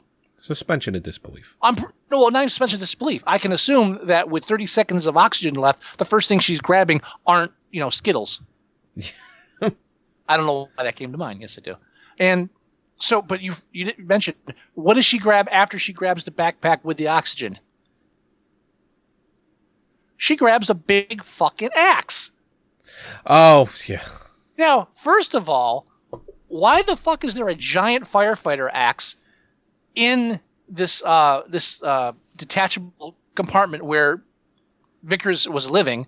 Second of all, why is the handle bent at a 45-degree angle like some kind of weird warrior weapon that would really prevent you from using it at all? It looks cool, but you take 2 swings at that thing, you're not hitting dick. Yeah, that was like a 45-degree angle, right? Yeah. Yeah. What's with the Klingon fire axe? Don't know. And then she doesn't even use it. No, she doesn't. Yeah, it's just kind of like, that's just cool. You know what? How long did it take to design that fucking fire axe? I wouldn't be surprised, and of course I didn't look into it that much, but I wouldn't be surprised if there was an axe like that somewhere in another Alien film somewhere. It was kind of like an ode. Almost like in... That's not an ode. That's a prequel. Well, yeah. Almost like in The Thing, 2011, when they go back... actually in The Thing, the 1982 version, when Kurt Russell goes back and he's like, "Hey, Sweden," they're Norwegian, Mac. He goes back and you see the axe just sitting in the wall. They actually show how that happened in the Thing prequel, right? Which I thought was kind of cool. I know. I give him points for that. I thought that was kind of cool, and I'm just speculating now that in one of these Alien films, somewhere along the line, probably either Alien or Aliens, maybe there was an axe like that. I don't know. And it was just kind of like, oh, cool. Like the super fan would see that, Mm-hmm. Maybe that's the only reason why it was there. Still stupid. Well, yes. Still a stupid axe. Yes, it is. But the super fan wet himself when he saw it. Super fan can blow me. You're too easy. So she goes, well, yeah. She goes back to get David, and she's like, "Why should I help you?" He says, "Well, I can help you find the other ships." Yeah, it's not the only one here. Right. And she's like, "Oh, fuck, you poisoned my husband." Okay. Well, why not? But she doesn't want to go back to Earth, which is the stupidest thing. Oh, Vickers gets crushed by the ship. Oh, right. So she goes to save the alien. Because it's David. Crashing. After it hits, it crashes down, and she gets crushed. She gets crushed by it. Right. So she saves David, and she has a philosophical discussion with his head at the end, and it goes along the lines of, and I'm paraphrasing a bit. He says, "Well, I definitely think I can get the ship to take you back to Earth." She says, "I don't want to go back to Earth. I want to go to their planet." It's like, why? I want to. They created us, and then they tried to kill us. I want to know why. And he says, "The reason's irrelevant." And she says, "No, it's really not." And then she says, "That's the difference between you and I." That's why. And says, "Well, why?" And says, "Well, that's why you're a robot and I'm a human being." And he says, okay." And she pulls out her cross at one point, and he's like, "Even after all this," she's like, "Well, it's what I believe. What I choose to believe. What I choose to believe." So what that really says is religion is fucking stupid, but hey, it's something. Yeah.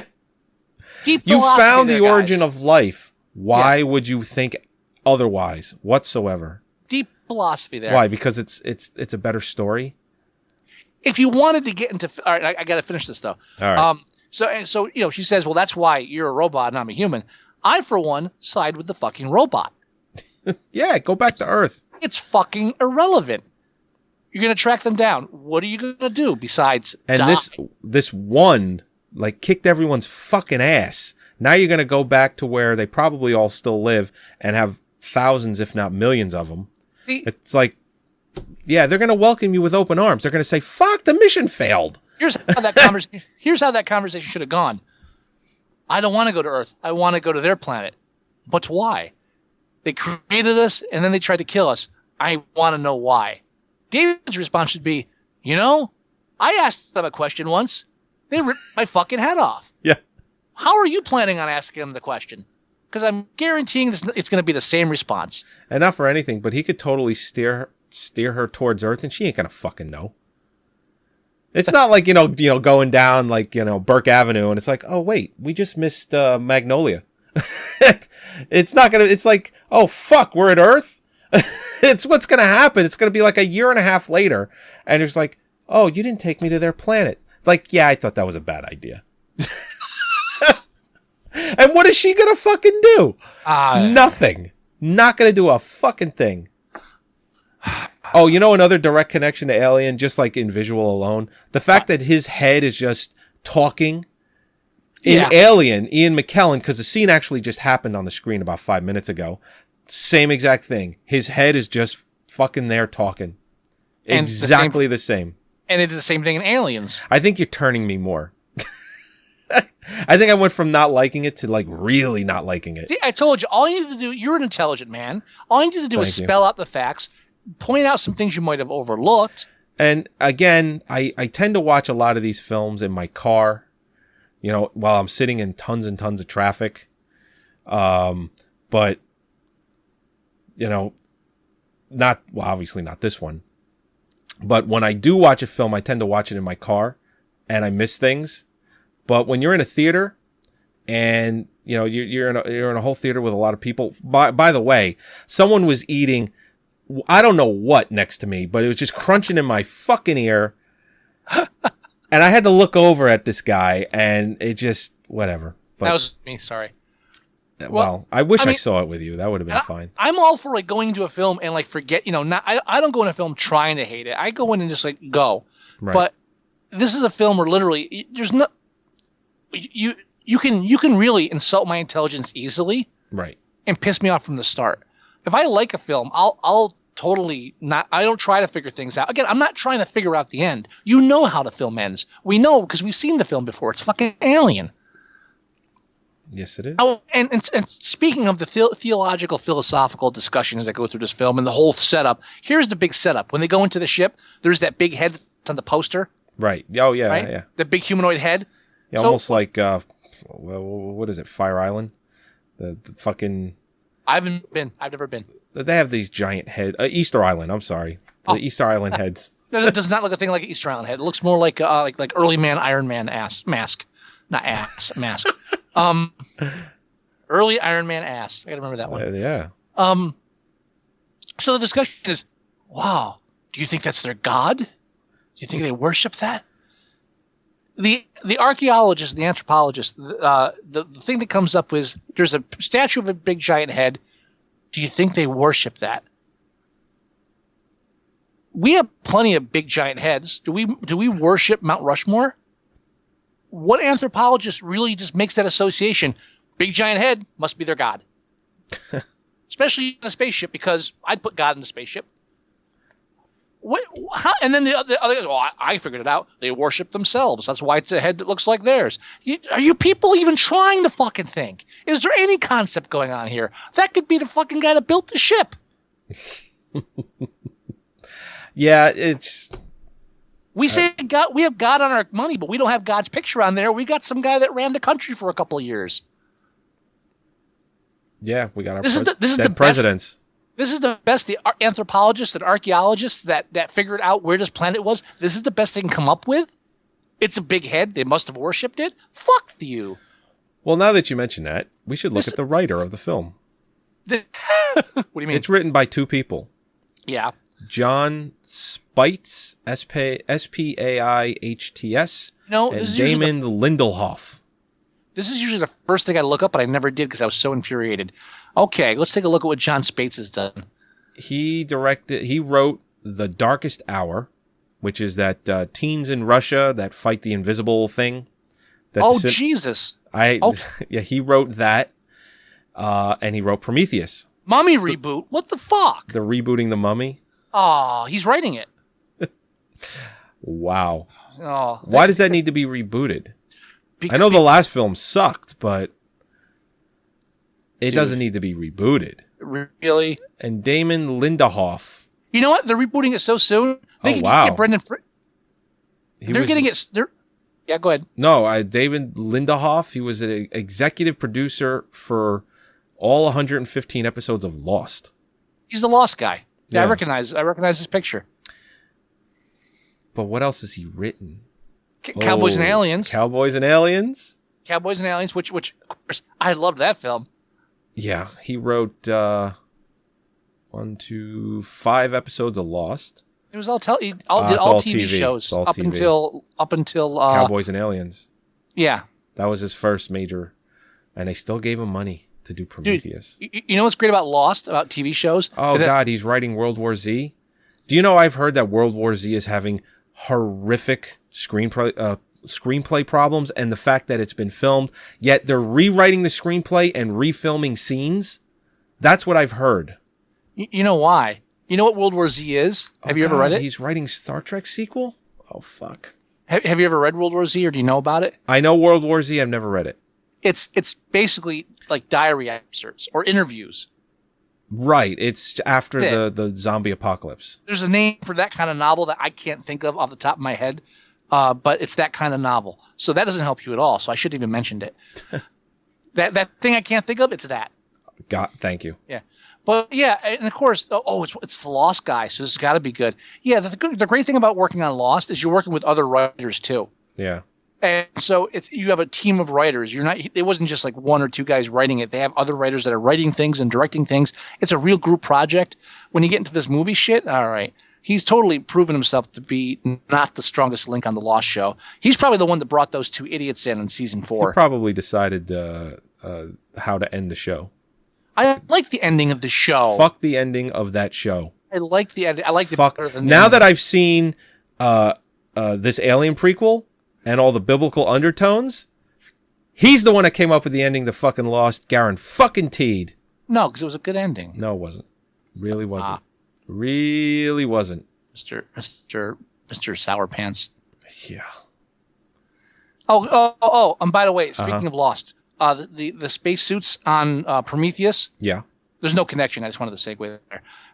First of all, after having seen the film, can you back me up on how dumb the whole spacesuit thing idea was? Where we have lights to light our faces inside. They've been doing that for a while. What was the other film we reviewed where they did that and you made a point to talk about it? There was another film that we reviewed where you mentioned about the inside of their suits lighting up. I thought it was just this one. Like no. Hold on. I got to look at our podcast list now. Not a Sphere. It wasn't. Fuck. It might have been Sphere, but I don't think it was. Might have been Sphere. I don't think it was. I want to point out the only thing that bothered me more than that was the Gotchaman mask that David wears in the beginning when he's reading dreams. Yeah. What are we watching? What was it? The Thunderbirds or not Thunderbirds? Remember the cartoon with the visors back in the 70s? What was that called? It was Gotchaman in Japan. What did we call it here? We called it like the not Speed Racer. No. What are you talking about? Yeah, Speed Racer. That's what I'm talking. I don't know. Fuck. It's the bird show. I'll look that up. Could be Thunderbirds. I mean, that's the one Team America was ripping off, right? Yeah, that's the puppets. I'm not talking puppets. I'm talking cartoon of people dressed as falcons and shit. Oh. Yeah, you know what I'm talking about. Yeah, I know what you're talking about. That was Watchmen, but what was it in America? Come on. Yeah. It was the one where everybody dressed as birds and the mentally handicapped kid held all the explosives. Yeah. Yeah. I don't remember the name of that show. Yeah, because when you have a team of people that are trying to save the world, the young kid that talks like this, you want to give him the explosives. You know what? I'm looking at our list, and I'm thinking it's gonna be Sphere. I think it was Battle of the Planets. Battle of the Planets? That doesn't sound familiar. You sure that's the title? I'm not sure. I'm sure that the Japanese title was Gotchaman, but I'm having trouble finding out what the American title was. I'm pretty sure it was Battle of the Planets. It's got to be Sphere. That's the only thing I even remotely remember having. That's Sphere. This is the only thing I even remotely remember them having helmets of any kind, and No, but now in a space or underwater type situation. I think you're right. I think it was Fear that I made that comment on. And I think I defended it. Stop defending this shit. I think I defended. I thought it was a minor, just a minor thing that you were shitting on. No, it's just only for the reason that if we're underwater or in a cavern or anywhere and it's a dark place, it should light up so that I can see your face. No. Why should I have to look across at an empty black helmet with nothing in it? For the sake of the argument, let's say it's a film, we want to see the actors' faces, right? Okay. Can we use that as for the sake of the argument? Sure. Say, all right, we'll just give. If you're gonna make the film and then create a plot reason to have them take their helmets off, don't fucking do it. Oh, there's breathable in here. I didn't see this coming because we can't act. He even reaches out and fixes her hair so we can have her hair look good in the scenes after that. Fuck you, Ridley. Anyway. Yeah, actually, now that you mention it, it does look more like Speed Racer's helmet. Maybe Racer X. Racer X? Yeah, maybe Racer X, the visor thing going. Maybe. You know where I lost it? The minute they showed it. We're not even like 10 minutes in the film. He's reading her dreams. Yes. He's watching her dreams. I'm done. Yeah, the fact that he even started doing that, you knew that was a setup for later. And it just, not that I need to be surprised by films anymore these days, but the fact that you're being spoon-fed something that's going to be set up for later all the time now, it's like, come on. And it has to be a dream about her talking to her dead father about God. Of course. This is lazy screenwriting at its worst. I'm not surprised that I don't care if he wrote for fucking Lost. It's not surprising that a television show writer worked on this movie, because in television shows you have an hour, it's all exposition. You don't have time to show anything. Lost had the luxury of that because they were doing something different. Right. And again, he wasn't the only writer on the show. So I'm not surprised that a television show writer wrote this kind of shit. This is the kind of shit you expect to see on a made-for-TV Sci-Fi Channel movie. Yeah, he's trying to push from TV back into film, and so far it's not good. Well, this will get him to write other things because technically it's a success. It made $51 million its opening weekend, and I'll tell you what it made. Here, I'll tell you exactly what it made worldwide so far, because it premiered in the UK first. It came out there first, which they've been doing a lot more of lately. They've been premiering films out in the foreign market before here, a lot more lately, actually.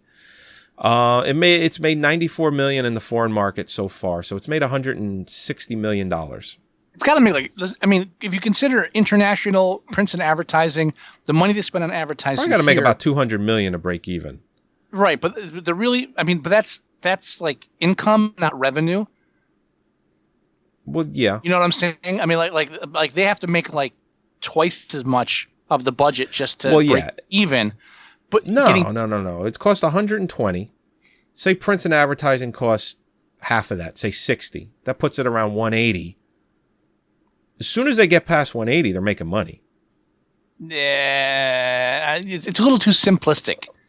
Well, it's the easiest way to figure it out. They might have $60 million towards prints and advertising. Doesn't mean they use it all. To be a real breadwinner, it's got to at least make twice the budget. Well, of course. I mean, the producers aren't going to be happy unless it does $300 or $400 million. If it costs $180, it should probably make $300 or $400 million. You're not building a career on broke even. You're building a career on double the budget. Of course. Yeah. But you know what? It's amazing how Ridley Scott gets the money to make these films. I mean, his movies on average cost $100 million, on average about $120 million. He's a name. But a name or not, his films cost in that range. They don't tend to make any kind of real money here in the States. It might do well in the foreign market, but it doesn't do very well here. But that's how they think. It's all names. It's the top 5 actors. William Goldman. Well, let's look at his last 5 films before Prometheus. Hang on, I want to make a point. Okay. William Goldman has a chapter about the top 5 names in films. and he compared like the top, like when you like if you took the list for the year and say, here are the top 5 hot actors, these are the ones that everyone wants, and you took that list and you looked at how much money their films made that year, and then look who replaced them the following year. There's no rhyme or reason to it. It's all just like pop culture circumstance. There's no real basis to it, and it never really turns out to be. The headliners never really make the money they're supposed to be making, especially when you compare how much it costs to hire them. That's all I wanted to say. Right. I didn't mean cut you off there. No, it's okay. Kingdom of Heaven came out in 2005. I never saw that. I haven't either, but it made $47 million here in America. Cost $130. Now, it made $164 in the foreign market, so it made $211 million total. Now, with print and advertising, probably just breaking even. So, in my opinion, a bum. Also, didn't it come out after Passion of the Christ? Well, he didn't do Passion of the Christ. No. I'm saying it wasn't just his name that got that film made. It was we're riding the religious wave. Passion of the Christ came out in 2004, so yeah, it came out a year later. See, so that's part of it. I mean, they thought I don't know if was that a religious film, Kingdom of Heaven? Is the one I'm thinking of, right? It's a medieval war Braveheart type thing. It's the Crusades. Is it the Crusades? I don't know. I never saw it. I don't know anything about it.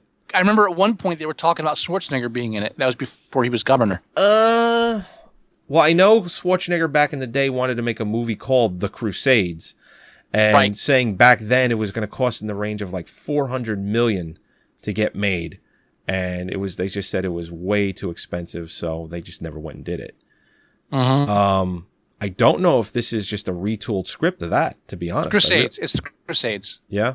Okay. I just confirmed myself to make sure I wasn't being stupid. It's the Crusades. The next film he did was in 2006 called A Good Year.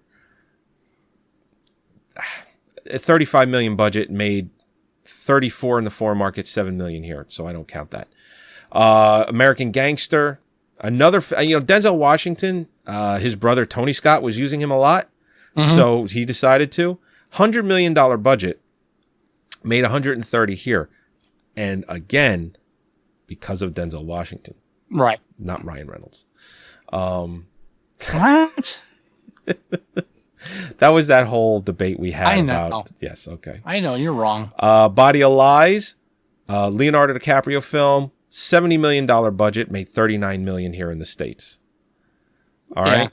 And finally, Robin Hood with Russell Crowe, $200 million budget, made $100 million here in the States. There's another fucking winner. I mean, they gave him $200 million to make Robin Hood. Well, here's the deal. It's an insulated world there, and you can say, money talks. It's only the money that matters. If that was the case, these guys like Ridley Scott wouldn't be making these films over again. Why would they bankroll Prometheus? It's who you know, it's who you blow. Yeah, they get these insiders here, and again, you have 3 or 4 directors, 3 or 4 producers that are practically running Hollywood. Oh yeah. Absolutely. They're the ones that are soaked. All the budget money goes to these assholes. And they're $300 million, $400 million epics. They suck all this money in because they run the show and they have all the connections and they know everybody and they're making shit. And every now and then one of them, makes money and they're like, oh, see, that's why he's the man. So no, it's not. It's really not. Every dog has his day. Let's see what Ridley Scott is directing up next. He's making a film called The Counselor, which is in pre-production, and a lawyer finds himself in over his head when he gets involved in drug trafficking. It's based on a Cormac McCarthy book, so it's got Michael Fassbender, Brad Pitt, Cameron Diaz. This could be one of those. This could be one of those good flicks, but will cost $100 million, and it'll be kind of like Kingdom of Heaven, where it makes $47 million. No, this is one of those. Or Body of Lies, where it makes $39 million. This is one of those. A Cormac McCarthy book just got like Oscar noms and made a shitload of money when it was turned into a film by the Coen brothers. So let's everybody option every Cormac McCarthy film book we can get now and do a whole resurgence of his stuff. Oh, and I'm sure this will come out right around December. Just in time for Oscar time. It's already past the peak. and I'm sure it's going to be. I'm sure it'll be dead on as the Coen Brothers, right? Yeah. Well, I thought The Road was a well-made film. I really did. Very depressing movie. I still think it lacked a little bit of the impact of the book, but not much. Not much. It's very well made. Yeah. And then lastly, I'm a little biased because I was blown away by the book when I read it. I was like, Jesus Christ, I can't believe this. Right. It was really that fucking good of a book. I was like, Jesus, Yeah. I haven't read it. Mare read it, and she said the same exact thing. And then he's also doing another Blade Runner film. It's for 2014. I heard about that. He's now. I don't know if it's a prequel, but I don't think so. I think it's going to be a sequel. They're dicking around with that though. I think they're going to try and make you know what I think they're trying to get Harrison Ford too. They're trying to pull this. It's not a prequel and it's not a reboot. It's just. It's like what was that? The continuation. A connection. A connection. Do you remember after Rocky Horror Picture Show that he did Shock Treatment? Richard O'Brien? Yeah. Yes, I do. Do you remember what the tagline for that was? No. It's not a sequel. It's not a prequel. It's an equal. Oh. And that was his way of saying, I'm just doing the same shit again, whatever. And we're almost to that point where they're almost not trying to even say, like Prometheus is halfway there. Where it's like, okay, it's not really a prequel. I'm not doing a sequel. It's not a reboot of the Alien franchise. I'm just using the same shit again.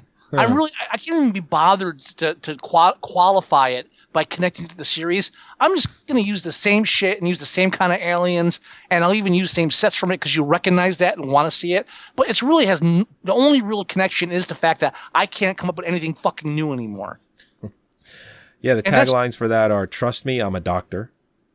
One from the Vault, from the creators of the Rocky Horror Picture Show, and when you said it's not a sequel, it's not a prequel, it's an equal. What are you fact checking me on that? No, I thought that I don't remember that tagline, and I wanted to see if they had any other cool ones. You were checking me on that. No, I was not. I wasn't. Okay. This podcast is going so long, we watched the entire film of Alien. See, the credits are now rolling. Aren't you glad that I said we should bypass all the other shit and just go right into Prometheus? You know what? I don't know. I think we might have cut the podcast short if we did the other stuff. Yeah, probably. We wouldn't have talked so long about it. Now, because I am now occasionally posting on the IMDb discussion boards, I want to enter a new segment into the show. Which is the Scott and Joey actually give an IMDb rating for the film. Because now I can actually rate them because I actually sign in now, which I never bothered to do before. So Joey, is this just you clicking on or stars? Yeah. Stars. Okay.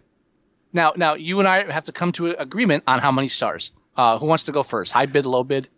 I'm going to start at 1 star. 1 star. All right. This is just to see where we meet in the middle. Right, I'm going to start at 1 star. What do you think? I think it's a little low. Okay, give me a reason to bump up to 2. Give me a good. You know why I'm giving it 1? All right, you know what? I'll give it 2. Give me an explanation why you're giving it 1, and I'll give you an explanation why you should give it more. Because it fucking sucked. That's why I'm giving it 1. But that's good. Okay, I could easily say, well, it didn't completely suck. Give it 2. You know what? I'll give it a 2 because I like the opening sequence. All right, you're up to a 2. Give me a reason to go up to 3. A reason to go up to 3. Michael Fassbender's performance. All right, I will give you a 3 on that. I don't think I'm going to bend much further. Yeah, you know what? Going any higher gets it kind of to 5, and 5 would mean it's an average film, which is almost acceptable these days. What would you call an average sci-fi film of this caliber? An average sci-fi movie of this caliber, of this size and magnitude. Average. Let's say space movie too. Let's get it really narrowed down. Space film, average. Sphere. Even just going back to something that we've reviewed already, I would say Sphere is probably about average. I think its IMDb is around 4.5. I'd probably give it a 4 or 5, so I would agree with that one. All right. But anything else? Like Alien, I would give like an 8 or a 9. The original one, sure. Yeah, Aliens, I'd probably give a 9 or a 10. I thought it was a very excellent film. Alien. I mean, that's when Cameron wasn't such a big cock. Right. Now, I just wish he stayed, back in like those Alien and Terminator 2 days. That would have been great. Alien Cube, I would give a 6 based on the. I would give it a 6 based on the film, and then knock it down to a 5 because of the Sigourney Weaver rape scene that was teased but never followed through on. Aha. Okay. Now, what about look at Sunshine? There's a 8. sci-fi film. 8, 8.5, 9 even. I mean, that's almost a perfect sci-fi movie. Honestly, I'd go 10. You go 10? I would go 10 with Sunshine. Yes, I would. Danny Boyle. I mean, that's a film. He did that after he did 28 Days Later. Came out of nowhere. No one was really expecting it. He does Sunshine, and it goes so limited theatrical. You know why? That nobody even knew anything about it. I mean, I saw it. I went to the theater to see it because I heard good things about it, and I was just blown away by it. You know why that went limited? Same reason that Revolver went limited. Too intelligent for the American audience. People didn't understand it, sure. Yeah. So, I mean, that's to me, 2001, all right, just based on, film history, I'll give it an 8 or a 9. How about Event Horizon? I'd say that's like a 5, maybe 6. That's a 5. I would give that it's a borderline sci-fi horror, a good premise that would have been saved by making a Hellraiser film. I would give it a 5. Sure. Made more sense than Prometheus. Yeah, it did. Oh, you know what? And tell you what, Sunshine mm-hmm. and even Event Horizon, philosophically, smarter than this film. I agree. I think Event Horizon is a bit deeper of a film than this one is. A bit. You know who directed that one, right? That was no, I don't. Paul W.S. Anderson. Yeah, I mean, back when it was when he did that and everyone saw it was well, it's not amazing, but it was actually okay. And then he does Resident Evil, and you had a lot of people that were but then you had a lot of people say us that were that's better than what people give it credit for. And then it was all downhill from there, except for Death Race. And Death Race. Again, every now and then he's like Joel Schumacher. Every now and then he pulls a fucking gem out of his ass. Yeah. And then everything else is shit. And he's like, what the fuck happened? What happens is he finds a good screenplay. Right. He doesn't even know the difference. So he pours just as much energy into a good one than a bad one. So every now and then you get a good one. Eventually something sticks. Right. And what was I supposed to say? What did you just mention? You mentioned Death Race. Don't forget too and a lot of people forget this because now zombies are everywhere and bored to death. And I need to sell my issue number 1 of Walking Dead before that series is over. I need to put that on eBay. I've seen it go for it's only gonna get stronger because season 3 is coming out in October. So I need to put that out now. I saw it sell for $1,000. Get the fuck out of here on eBay. Well, that was the one where they actually rate it and put it in the plastic thing. Where you might want to sell it before season 3 because if season 3 blows, that's what I'm saying. I need to find a just because it exists doesn't mean that you're going to get maximum bucks for it. But I need to find a store that professionally grades the comic because that increases the value by 50%. You know where you can go? I know you won't want to do it. What? You can go to Kevin Smith's comic book store that he has his TV show based on that comes on after The Walking Dead. He has I don't even want. There's a show called Comic Book Men. I didn't need to know that. Now that I know he has a TV show based out of his fucking I didn't need to know that. He's in it. He's in it very, very little. It's his friends that run the comic book store that the show revolves around. But you could probably get on television. I'm not saying this is a fact, but you might be able to get on television because you'll have a mint condition, pristine copy of The Walking Dead, bringing it to Kevin Smith's comic book store, which premieres or is on right after The Walking Dead. If I go, I'll get on television. You know why? Because if I end up being waited on by the guy that says, "Get him, Steve Dave," again, like I did last time I went to the show, but this time I'm a couple of decades older and he gives me shit while I'm a customer, I'll bitch slap the motherfucker. He's got his ignorant fucking friends running the store, and they don't give a fuck because, well, they're movie stars because the guy says Steve Dave every now and then. It's not the guy that played Dante or what's his face. No, these are the lesser known ones. These are the ones that the little walk-on guys that never got the chance to actually be forgotten. Yeah, the one guy that runs the whole store. Everybody else is just guys that are in the store, but the one guy that runs it is the guy. He was actually in Clerks. He was the guy that was going through the fridges to find like the perfect eggs and milk, and that scene where Dante's talking about, you know who I hate? I hate the egg guys and the milkmaids and all that shit. He was the egg guy I'm talking about because he's a fucking dick. And when your customer comes in and asks you for something, you fucking answer him. You don't whatever. Fuck you. But back then I was a bit too timid to say anything. Pull that shit on me now, and I'll make the news. You should go. I'll make him eat my fucking Walking Dead #1. You should try and sell it to him and watch him and lowball you, and then go fucking ape shit. And then just as they're dragging you out, Moviesucktastic.com. Did I ever tell you the Pat story? No. Pat bumped into Kevin Smith at the comic store. He went there one time. Okay. And he had just had his kid, Harlequin. Harley. Oh, okay. Yeah, because did he name his kid Harley Quinn? Yeah, because nothing spells class like naming your kid after a cartoon character. What a fucking dick.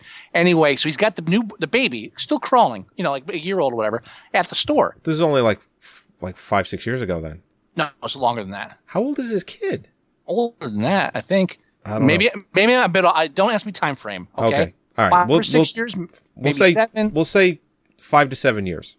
Yeah, within a 10-year frame, definitely. Okay. Yeah, within 10 years. So he goes there, and they're there, and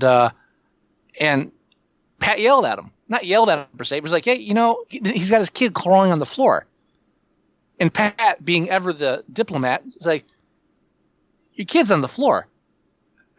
Kevin Smith, he's like talking to fans, whatever. Says, yeah, what? Says, you letting your kid crawl on a filthy like store floor? He has a little filthy. Then he told me another story. This is what did Kevin Smith respond with? Did he just ignore him? I think he blew him off. I think Pat didn't wait around. He wasn't going to start a fight. He's just like, your kid's on the fucking floor. What the hell? He and Will, Will. You met Will before, right? Did we go to high school with him? No. But he was maybe. So see, I came to the comic book store late. Pat and Will go to the secret stash again, and then they go to a diner nearby. Okay. So later on, while they're there, Kevin Smith walks into the diner, and he sees that we've got the secret stash bag on the table. So he kind of walks over and kind of like stands there and stares at him, waiting for him to notice him, right? And Pat doesn't give a shit. So Will looks up and sees him, nods, and gives him nods, and he keeps standing there, like he's waiting for him to make the connection. And they don't. And so the time hits a point where it becomes awkward that he's still standing there. So he just kind of and he walks away. And Will, and Pat, and then Will turns to Pat and goes, "Dude, that guy, I think he's gay. Was he staring me down or something? They was trying to hit on me."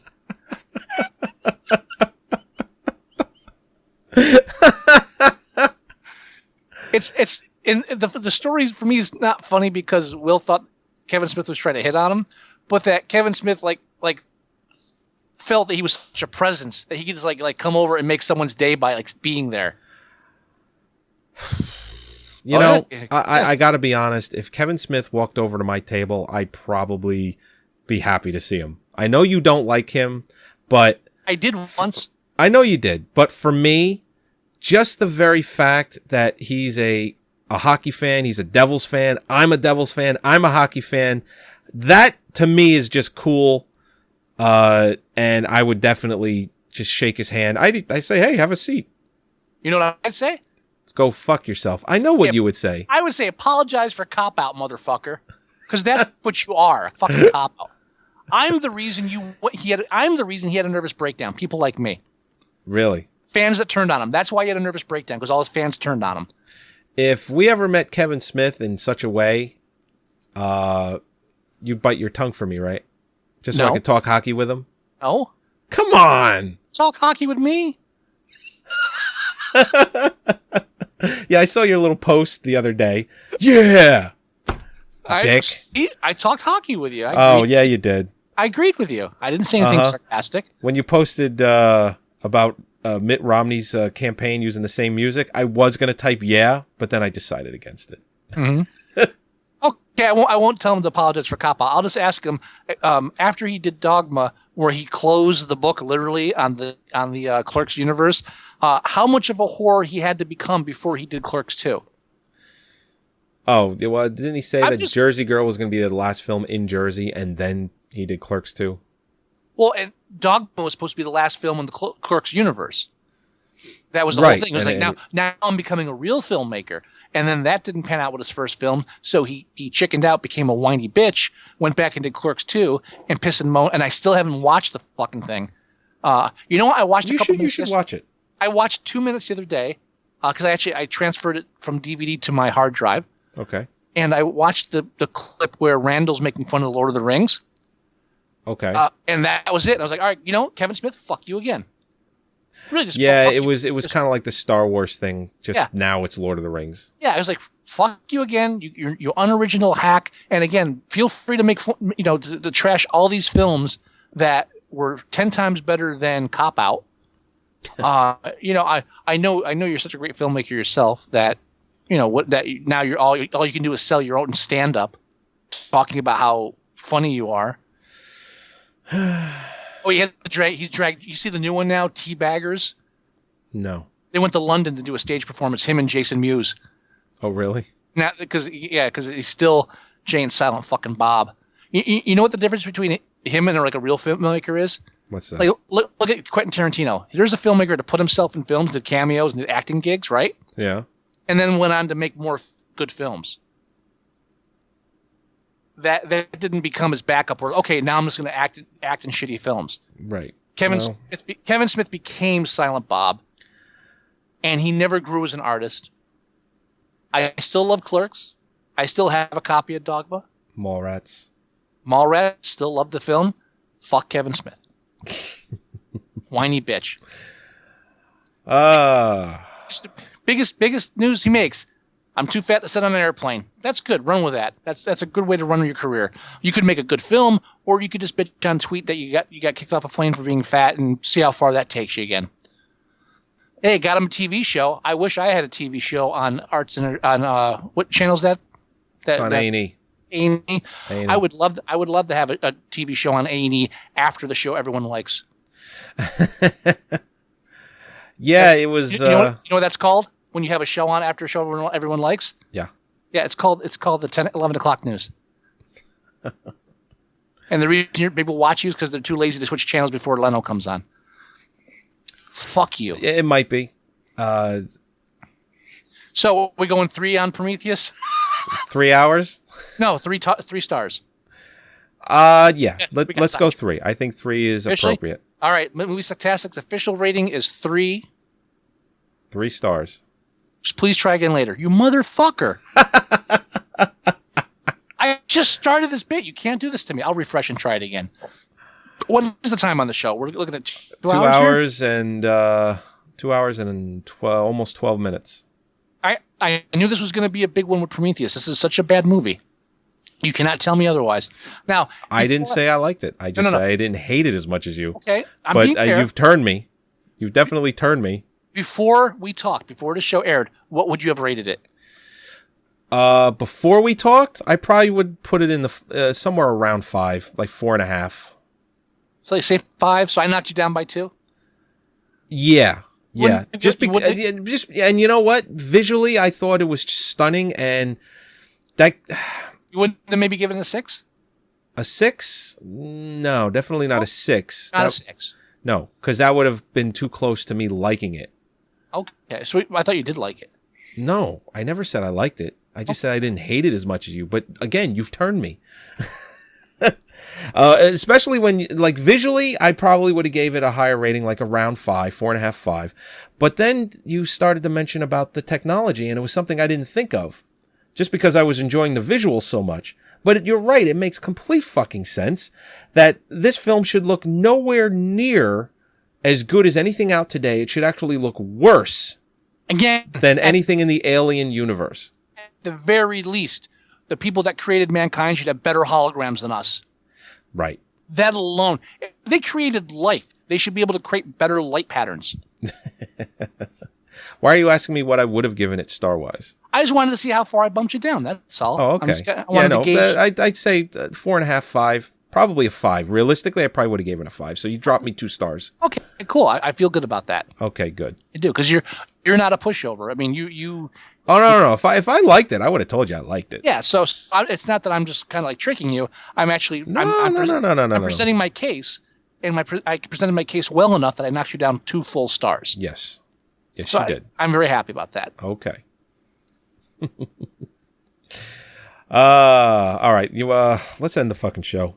Okay. All right. Let's see. Ugh, God, we've been doing this a long time right now. Jesus. Let's end the show. If I could turn back time. All right. Please visit us at Moviesucktastic.com. You can download all our episodes there. You can download them at Podcast Pickle, Podcast Pup, iTunes, specifically iTunes. Give us reviews on iTunes. We love those. You can get the show through Stitcher, which you can get through your smartphone or through your vehicle. Also, I want to jump in right there and say, also with Stitcher, if you're listening to us on Stitcher, you can share us on Stitcher with your friends on Facebook or Twitter. They have the share buttons. They do. You can go. Yeah, I mean, especially on our site. If you listen to us through Stitcher on your page, you should be able to share us as well. So share your Stitcher experience with other people. Absolutely. We're going to start doing that ourselves with the Stitcher. I want to push Stitcher. I think Stitcher's a really good format. I think Stitcher's great. So I really want to push that more, start sharing more. And they email us all the time to keep us in the loop of new technology and what we can do to gain listenership and all that stuff. No, Stitcher's fantastic.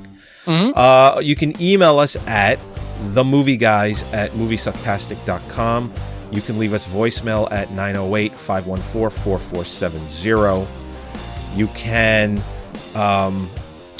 can go buy Scott's books on Amazon.com. Yes, you can.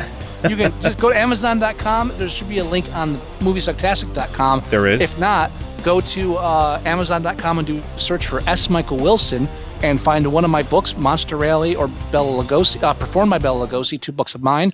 Or you can find the books Butcher Knives and Body Counts or the book Uncle John Plush Fiction, both of which have my work, both fiction and nonfiction.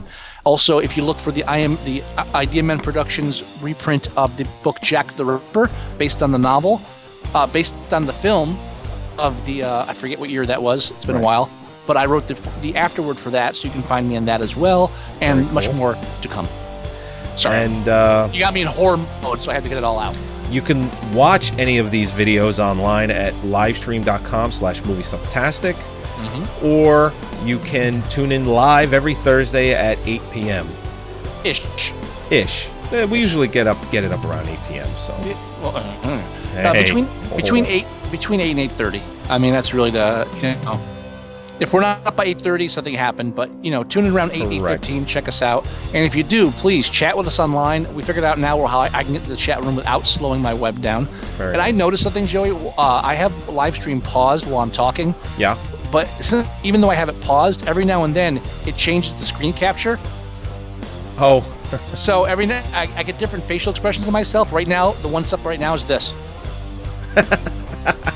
Which I hope is the still for when they visit the live stream website and for the Prometheus episode. So, all right. Any wisdom before the music runs out? Oh wow. No. You got like 15 seconds. 15 seconds? If your car gets struck by lightning, don't tell your insurance company. Because they won't believe you. They won't believe you. We'll talk to you next week. Bye. Bye-bye.